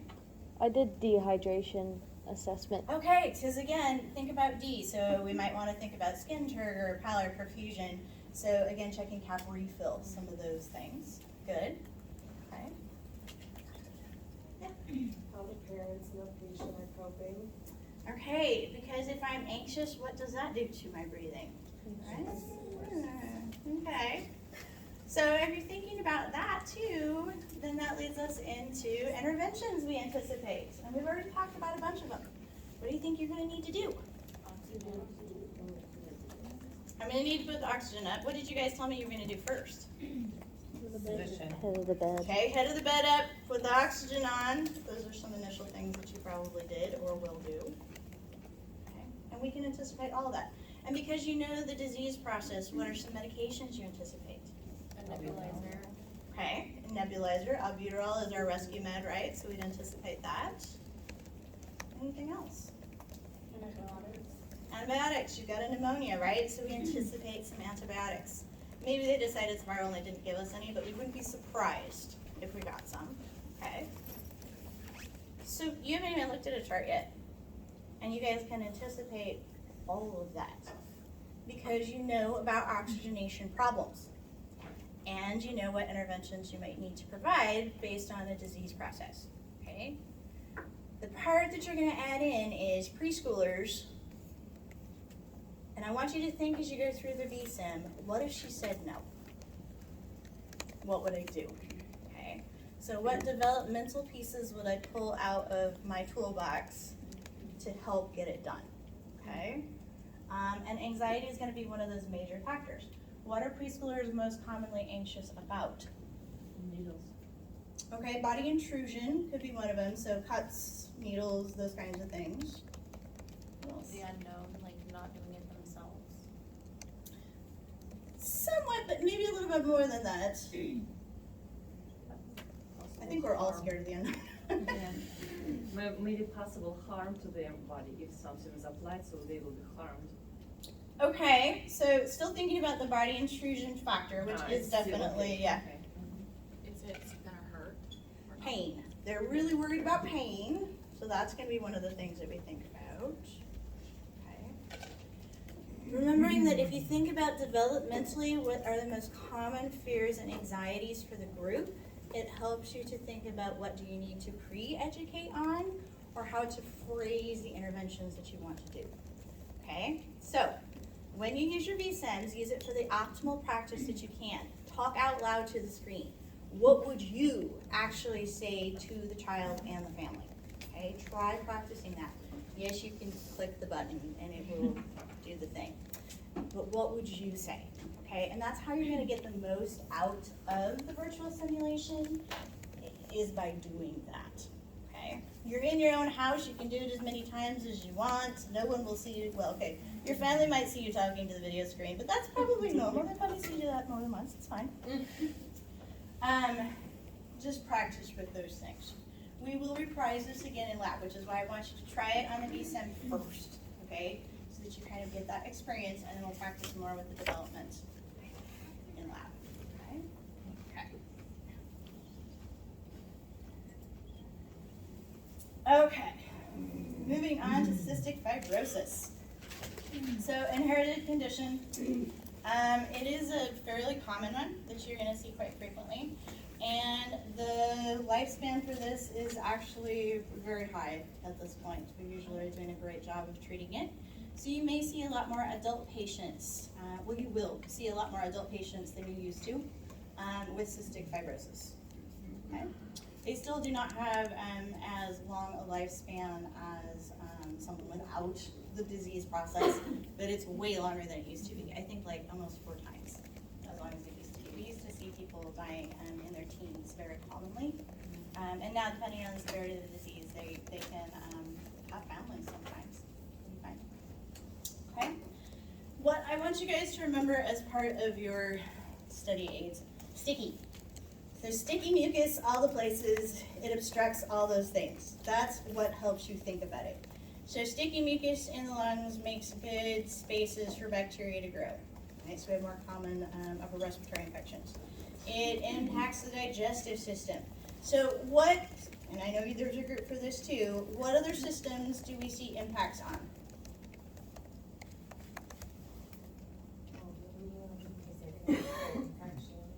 Okay, so immune system, more frequent infections, because I have more trouble getting rid of it too. Okay. Probably GU. Just gonna say the heart. Secondary because of the respiratory, Okay. but primary systems affected. Respiratory, GI. So what in GI? Oh, intestine.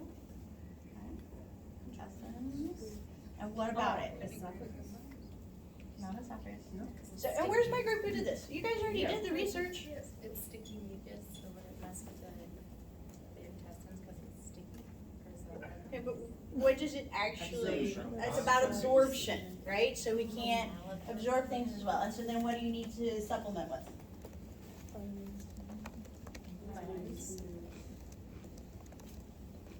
Vitamins. In fact, fat soluble vitamins. Yeah. Okay. And what then does it do to my stools? Weird Makes Simply put, yes, it does. They are greasy and fatty, and we have constipation problems, right? So those are things to think about, right? And it affects your pancreas, so I need to supply pancreatic enzymes with all of my food. Okay, so those are things that we think about. Because we have problems with oxygenation and with absorptions, we often see poor weight gain in spite of eating all the things and healthy appetites. So this is one of those things where I frequently will say to you guys, think about failure to thrive. We will frequently see that in our kids who have chronic conditions that impact some of these things. These are all the things that you might see a child with cystic fibrosis getting. I don't really want you to memorize them. I just want you to know there's an awful lot of things that you might see a child with cystic fibrosis getting from a very young age. How do you think that impacts development? Chronic lung condition. They don't get to play as much. They don't get to be with their peers. All right. So even if you're thinking about the toddler, do they get to do as many things on their own? Maybe not, right? So would you encourage that as a nurse? What small things can you provide? Choices for autonomy, things for them to do. You're moving up to a preschooler. It's a time for exploring, going out to the park, playing with other people. But I have frequent infections and I'm immune compromised. Do I get to do as much of that? Right? So very protective usually of these kiddos, which is normal and natural, but it does mean that we worry about them completing some of these psychosocial developmental milestones. And that's something you need to be aware of as a nurse, okay? How can you help promote that as you're working with your patient?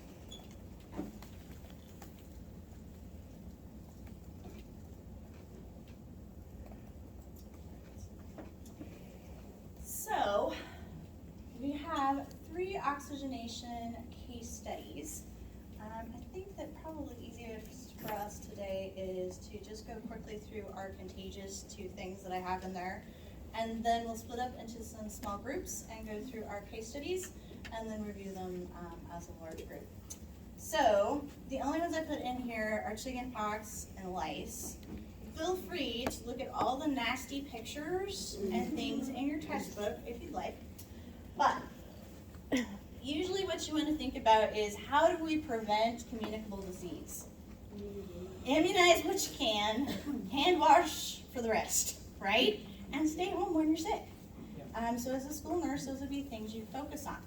very common childhood disease is chickenpox, and we do have an immunization for it these days, but you can still get it. It's just you may get a lesser version. So that's one of the things that vaccines can help with. Who has gone through this old school? Me. Okay. So, The ones that are 35 plus. yes. What do you remember from your chickenpox experience? I had chickenpox parties. Chickenpox parties, okay. So when they tried to expose everybody at the same time to just get it over with, that was not a good idea. Because why do we talk about this? It's because we have vaccines, because even though many of these contagious illnesses are manageable for the majority of the population, they can kill people, okay, and do. And that's why we are with the vaccines. You can get chickenpox all the way into your mucosa, in your airway and your nares. The swelling and the inflammation can obstruct airways, and people do occasionally die from chickenpox. It's rare, but it happens. Okay. These are why we immunize. So, for most of us, though, it's just an extremely uncomfortable 5 days of your life. Extremely. And the itchiness is so distracting that you have difficulty sleeping, for those of you who are lucky enough not to experience it. Some of the things that we do, if you have a case where it is in your mucosa, you will come into the hospital. I will do supplemental oxygen, and I will probably provide some IVIG for you. So intravenous immunoglobulin, IVIG, okay? And that's gonna help your immune system support it to get rid of this. Non-aspirin analgesics. We do not give aspirin to children with viral infections. It is contraindicated, okay? That's how you get raised. Please, what is contraindicated? The aspirin. Okay? But oral antihistamines are fine. What does that mean? Benadryl. Okay. That's what you're gonna see. The pink stuff, that's what we always used to call it, which is the calamine lotion. Just coat yourself in the pink stuff. And it works for, I don't know, what do you guys say, 10, 15 minutes or so? Until it starts to dry and flake off, and then it feels like the itching starts all over again. Oatmeal baths or other things that are soothing to the skin. I remember laying in the bath, I think, for like 2 hours, just because that was the only thing that helped. And we want to make sure that we're not getting secondary infections. So keeping mittens on little ones' hands or fingernails really short, because they will scratch at the pox and then introduce staph into the pox, and then you've got 2 infections. So cellulitis is pretty common with these 2. All right. And distraction. You said that you don't give aspirin to children with a viral infection because of cause of Reyes syndrome? R-E-Y-E-S.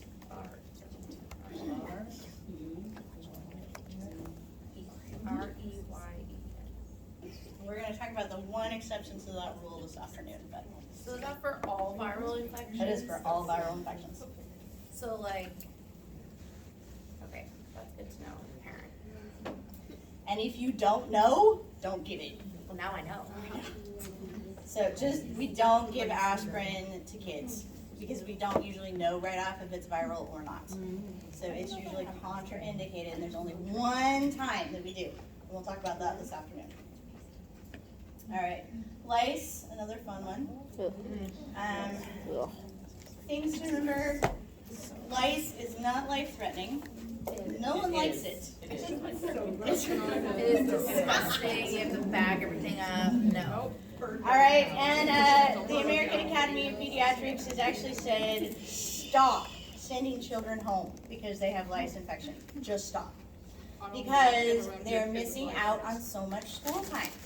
And it is so easy to get reinfected.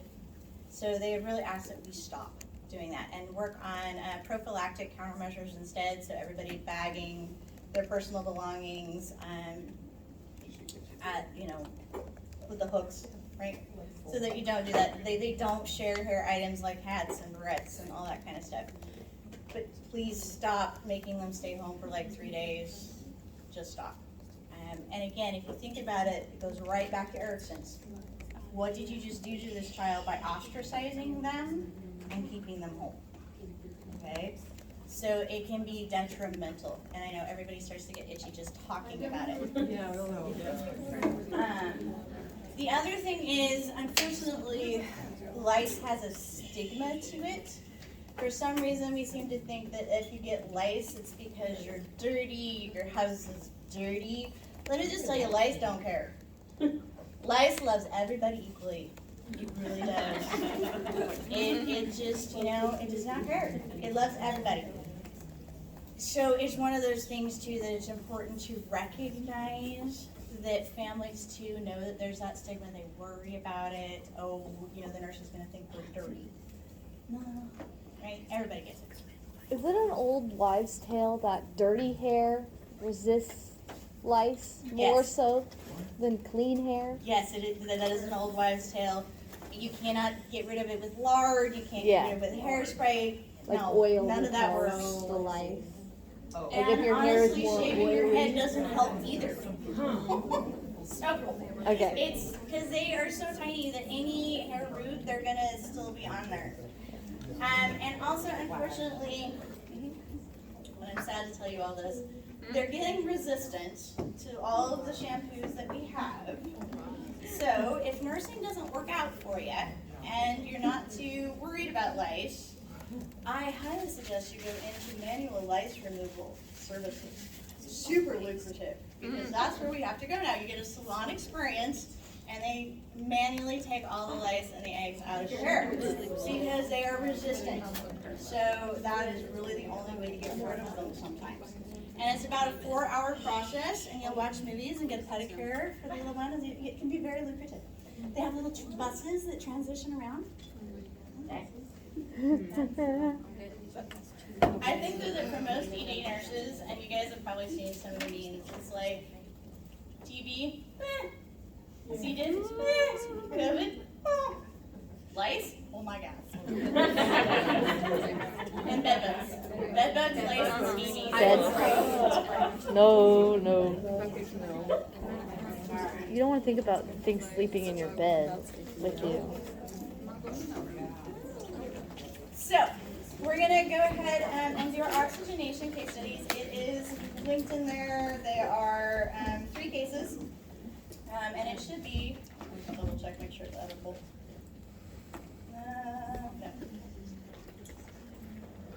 No. Just a question about lice. So they only live on people, on humans, not on animals.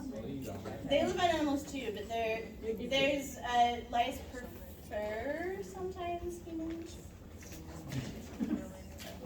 I mean, should we ask question like, do you have pets at home if we have this problem? So does it mean the pets need to be treated? I don't know. That's a great question. Usually though, they just want you to treat the kiddos and watch. Because unless the animal is sleeping with you, it's not usually a problem. Because lice are interesting, they really do usually have a preference. Just like fleas usually have a preference for animals. I know flea, yes. Yeah, so it's interesting. Okay, so these are kind of roughly scattered here. Let's go ahead and have, the first 2 rows, you can do case 1. And the second 2 rows, you guys can do case 2, and then the back row, you guys can do, and you're part of the back row for this one. 3. Okay? It's something you guys, it is an editable document. Let's take about, let's say 15, 20 minutes. And you guys can work together on the basis. Like all the way over? Wait, yeah, case 1? Yeah.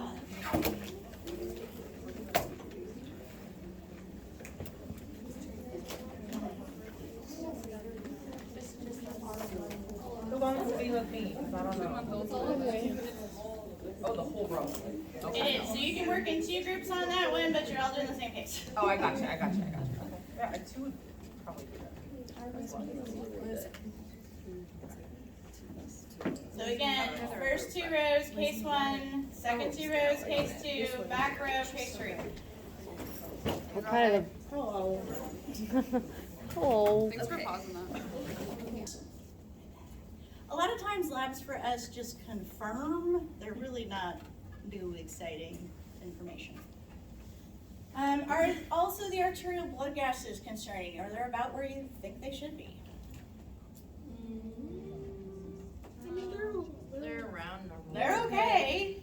You know, they definitely show that we're trying to compensate and that we may need a little help soon, but we're still managing, right? That's really what it's telling us. So we see that Sarah has a higher temperature than Mary does. So we see that she's more febrile. They're both a little tachycardic, but Mary is higher there. Mary also has a higher respiratory rate. And then we look at our record breathing, and we know everybody's got a cough, everybody's got coarse lung sounds, everybody's got retractions, but Mary's are a little bit worse than Sarah's are, okay? So the next question asks you then to say, all right, so if you knew this about them, which one would you want to see first? And you guys have decided that Mary, because she has increased work of breathing, and that really is the defining reason. We want to go see her first, because we probably are going to need to do something about it. So that's what we might do. Okay? What would you anticipate doing about it? Right. Okay, she's already in a half liter, so what would you? Turn up the dial, right? So we definitely probably hit 1 liter for this patient, see how that went, right? And again, think about positioning. Is she head of the bed up? Is she not? Position of comfort. Those are things that we consider. And we can do that as soon as we enter the room, really, is things that we might consider. Okay? So a rationale for intravenous fluids, and you guys would know this, but their rate is at about 1.5 times maintenance. There is a formula for pediatrics about how we determine maintenance IV rates. I do not need you to memorize it, okay? If you go into pediatrics, you will. But there's also an app for that, so use your resources. And for me, that's what I would expect you to do, is use your resources, look it up, decide whether it's appropriate or not. I'm telling you that it's 1.5 times, okay, what it's supposed to be.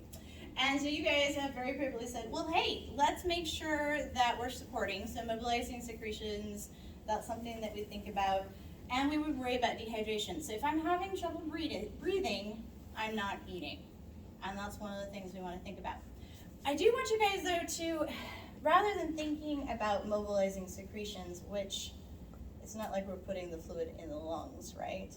It's not really what's happening.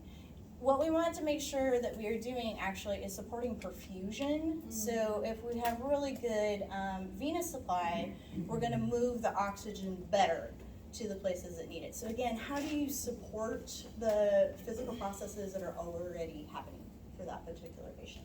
Okay? So both pieces. All right. So physical and psychosocial concerns, what are your priorities? We want to make sure that the airway is open. So you guys have thought about discontinuing breastfeeding if it's a risk of aspiration. It's not actually a risk of aspiration, but we would consider minimizing breastfeeding. So if it's not about aspiration, what is it about? The work. The work. So I may only have energy to do one thing, and it's probably breathing, not feeding. And feeding is the work of infancy. That's really, it does take a lot of energy for a baby, and these guys are still really young.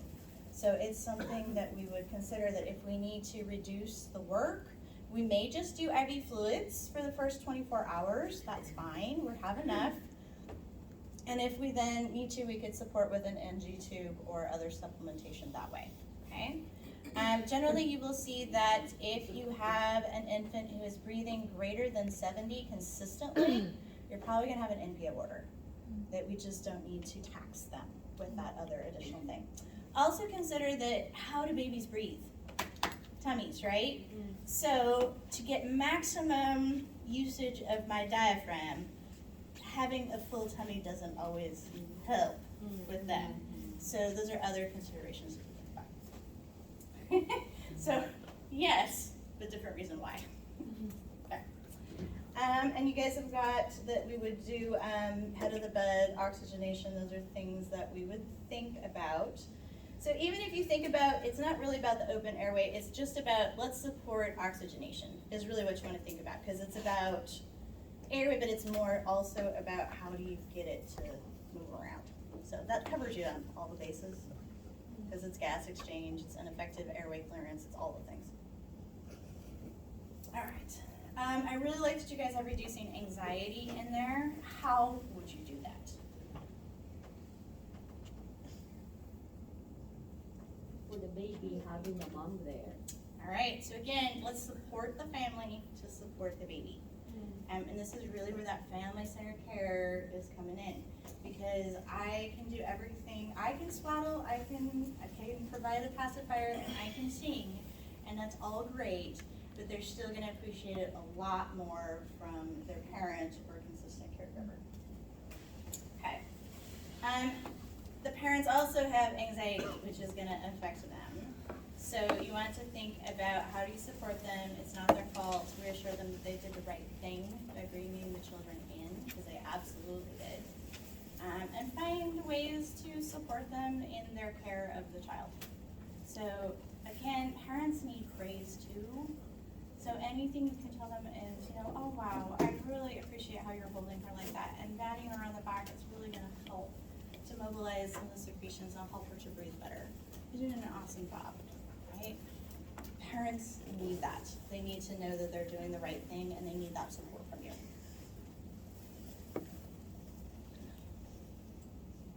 All right. You guys are doing a great job. So now we've got Lynn, who's 7 years old, and we have a history of 3 ED visits in the past year for asthma. He's got his inhaler as needed, single parent, 2 children at home.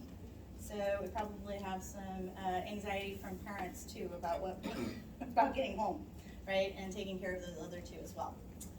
So we've got a pale child, hands are cool to the touch, heart rate's up, respiratory rate's up, temperatures low grade, and SATs are definitely down. Right, so those are things that we can see. Decreased lung sounds in lower lobes, and then we've got our wheezes. So a typical asthma exacerbation presentation, all right?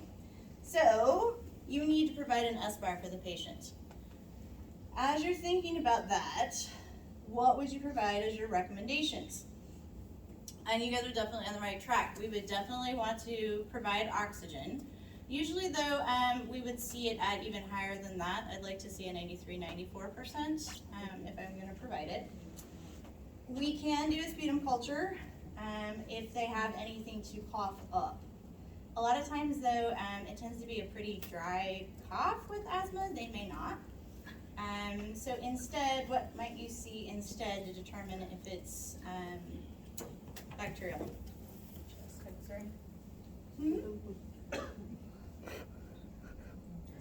What other tests can we do? Urine? No, blood cell count. Where else do bacteria show up? Blood. CBC? Not CBC, that tells us about the white blood count, but a blood culture would tell us, right? Okay, so that's also another way. When you see kiddos come in, usually we will do a full workup. Get a blood culture too to see if that's something we're looking at. All right, especially if they do not have anything to cough up. That's something you would typically see. Okay, we expect to ask for a nebulized bronchodilator. Why not an MDI? Metered dose inhalers. Metered dose inhalers, so the puffer, that's what the kids look at, the puffer, right? But no, I want a nebulizer, you're correct, I do, but why? Why do I want it nebulized instead of just a puffer? Because it's over time. Puffer is normally for rescue medication, I guess nebulizers are also, but it's a continuous medication that's given versus. Well, it's not, it can be continuous, but it doesn't necessarily have to. It usually takes about 15 minutes to administer if you're doing a one-time dose. Oh, will they not be able to like, I don't know, breathe in all of the medication at once if they were doing the puffer? Or Yeah, so if you have decreased lung sounds, how far is that med getting down? Hour. So a nebulizer is going to provide greater impact because it's going to kind of more slowly open, and the more that it opens, the more it gets down there. It's more effective, okay? So an MDI is usually, I'm a little short of breath at school because I was playing at recess running. It's effective for that, but if I've already passed into my red point, I probably need a nebulizer. So that is what you're most commonly going to see in EDs and for immediate care of asthmatic patients is nebulized because it's going to be more effective as far as treatment. Okay? Okay. You're correct. I need a chest x-ray. Let's make sure I don't have a pneumonia, something else going on. And then head of the bed up. All right. I don't need an order for that. It is something I would do. But, okay. And then we can consider this, but we don't always. Because again, it's going to depend on what are the triggers for the patient. Is it more about managing it better and doing it sooner at home so they don't come in? Or is it because their management is more about every day they're having symptoms and we need to provide something more long-acting? So those are considerations we might not know until we've done a full history workup and assessment with the patient and the family. But it's definitely on the consideration, okay? That might not be in my initial SBAR. It might be prior to discharge. I think about that, okay? Good. Recognize too, though, that if you see a patient in respiratory distress, you do not need an order to provide oxygen, but you will need an order after. So put it on, get the child pinker, then call the doc, okay? And tell them what's going on and get your formal order. But just like any other emergency treatment, like we don't need an order to start providing CPR, we just do it. Same, if you see the patient and they are gray, just put the oxygen on and then call it up. At what age do they start implementing peak flow meters? When they can consistently do it, which usually isn't until after about 5 to 6 years of age. What I was wondering is if he's 7, I wasn't sure if that would be. He should be able to manage it. You're going to need a lot of instructions and they're not going to appreciate it. But it's definitely possible in this age group. Good questions. All right. So monitoring that we're going to do afterwards, you want to make sure it's working, right? How do you know it's sure it's working? They should have decreased work of breathing. That tells you it's working. Their SAT should come up to at least probably 95. That's what you're hoping for, okay? But you should, again, if it doesn't happen, what will you do? Anxiety should go down, color should get pinker, I should get warmer in my fingertips, my cap refill should be within normal limits. I want to see that perfusion is also happening. Those are all things that we would expect if our interventions have been effective, okay? If I have gotten 1 albuterol nebulizer and you're not happy with the work of breathing, yeah, it reduced some, but the patient still is satting, 94%, and they're still having some moderate retractions. What would you do?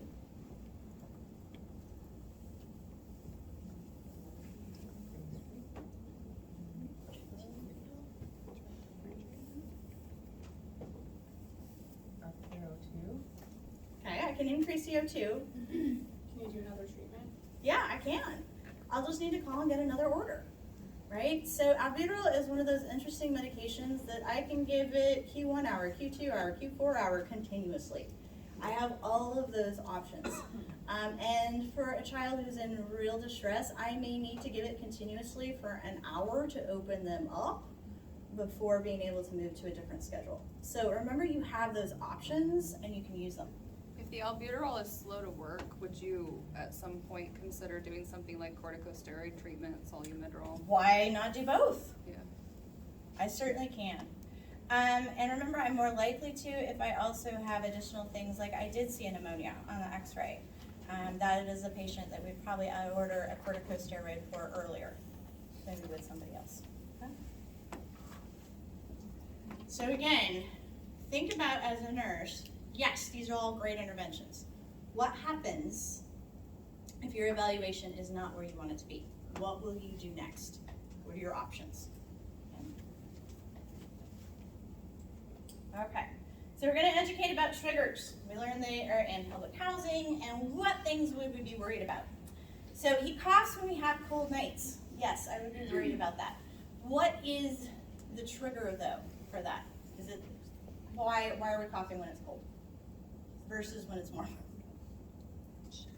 Your mucous membranes tend to dry out more. Okay, so it's about the dryness of the air, not necessarily about the temperature. The dry and cold go together, okay? That's why your skin's always drier in the winter than it is in the summer, okay? It dries you out. All right, so not worried about the pet fish. Would worry about cats, dogs, if there was allergens, right? Or we might want to ask, have you been tested for allergens? Because remember, this is in childhood.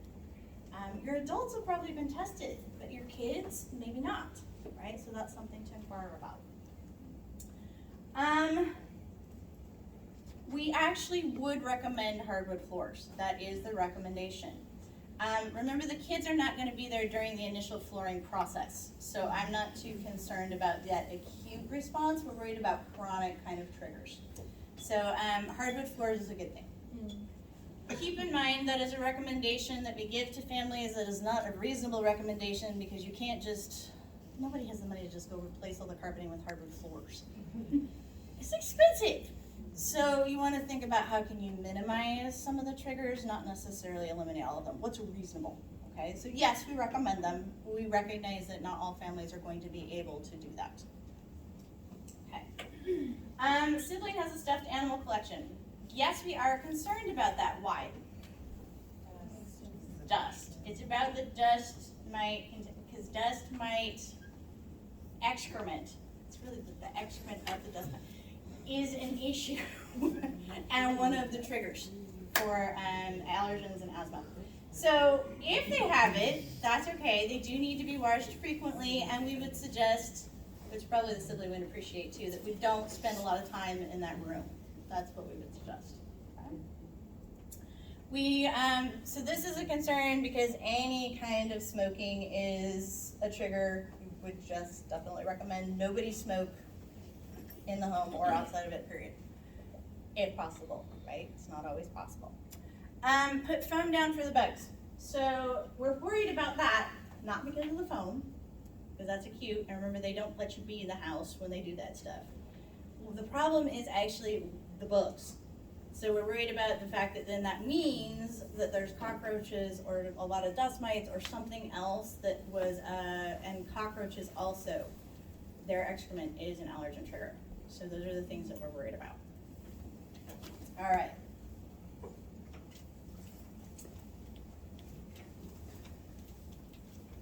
So we got discharged.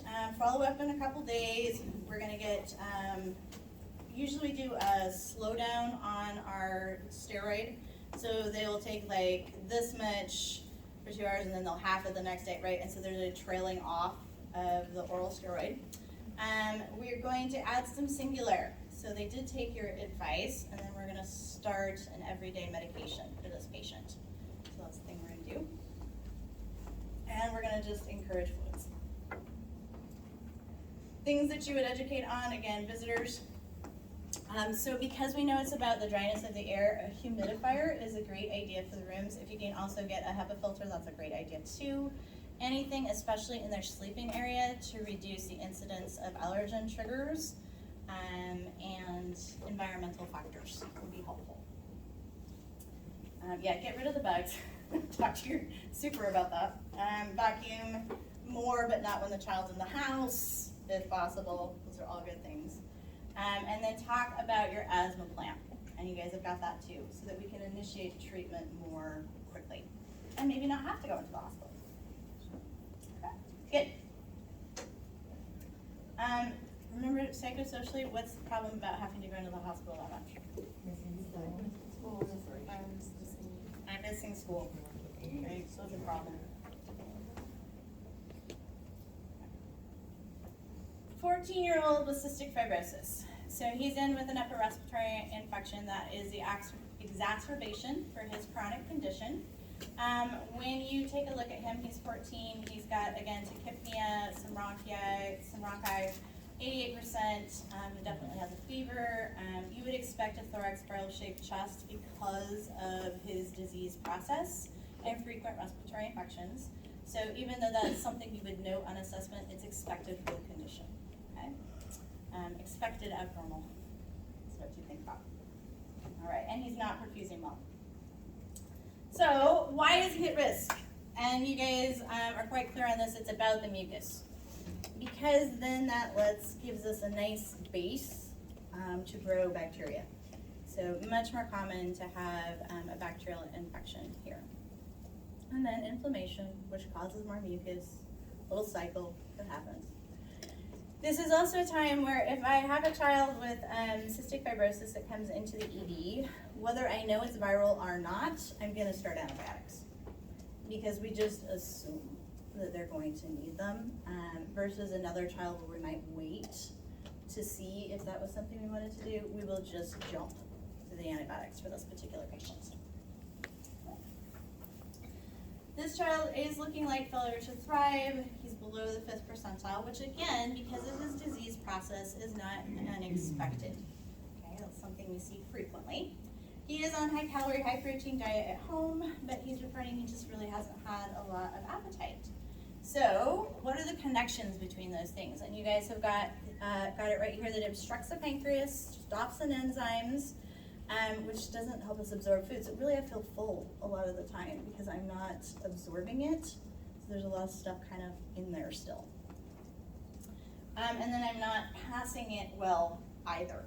So that's where we see those bulky stools, a lot of constipation, skin irritations. Those are all going to be there.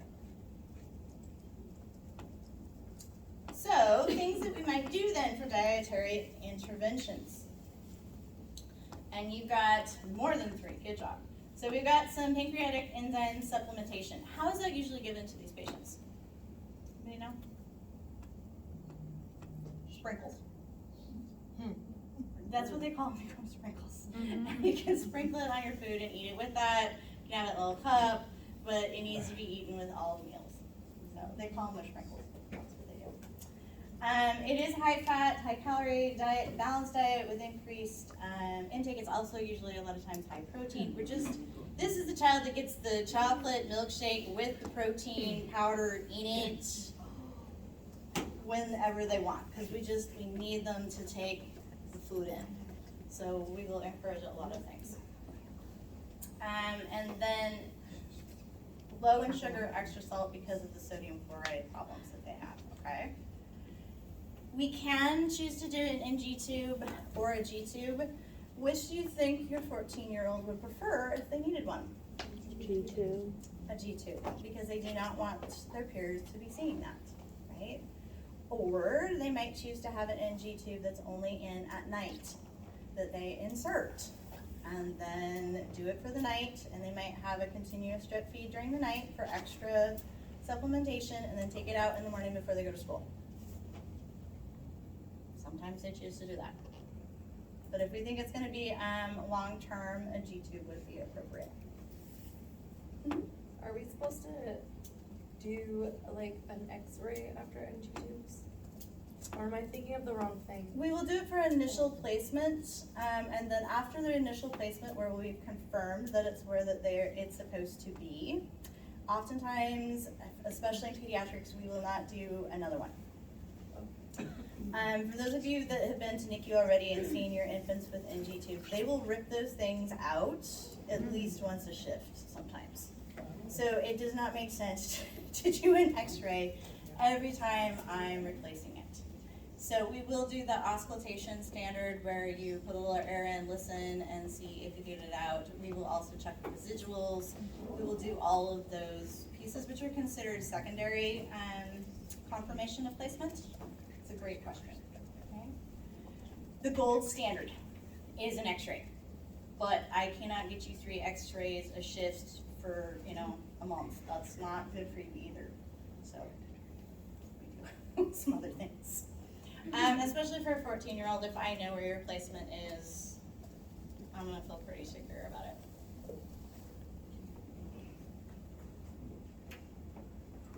Okay. So we think he's gonna spend about 2 to 3 weeks with us. Thinking about developmental needs.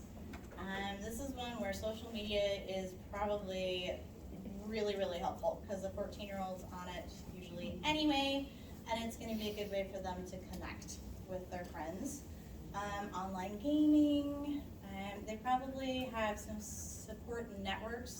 Cystic fibrosis has a really great pediatric sibling support groups, really great. So they can definitely utilize their social media through that, talk to other kids who are going through the same things that they are, as well as their school friends. And so that's really helpful. He is definitely in an age group where he should absolutely be part of his care, decision-making, and treatment plan. And to really engage him in that process is going to be very important. And with any patient, we should definitely allow them to express their feelings about the suckitude of hospitalization, because it does. Good. All right. So, moving forward, focus on what next, and what do I do if they say no to something I want to do, okay? You guys have done a great job on your oxygenation table. Make a copy for yourselves, make additional notes in it, and color code the things that are the same versus the things that are different. So I think one of you guys already bolded drooling for epiglottitis. That's what you want to think about. What's different? Because as we talked about, initial interventions for oxygenation problems look the same. Pull out what's different, okay? And that will help you for your studying. Then consider the age groups that were talked about. What would you do if the kid didn't want the antibiotic, didn't want the nebulizer, didn't want the whatever? And on those age groups, what could you do to make it better, okay? That's the application piece of the pediatric nursing. A lot of the rest of it looks very similar to your adult stuff for assessments and interventions, okay? Okay. Other questions on oxygenation? All right, go have lunch.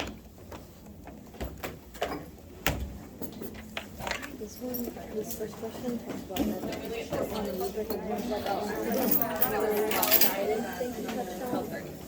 knew it was 30 minutes. like what would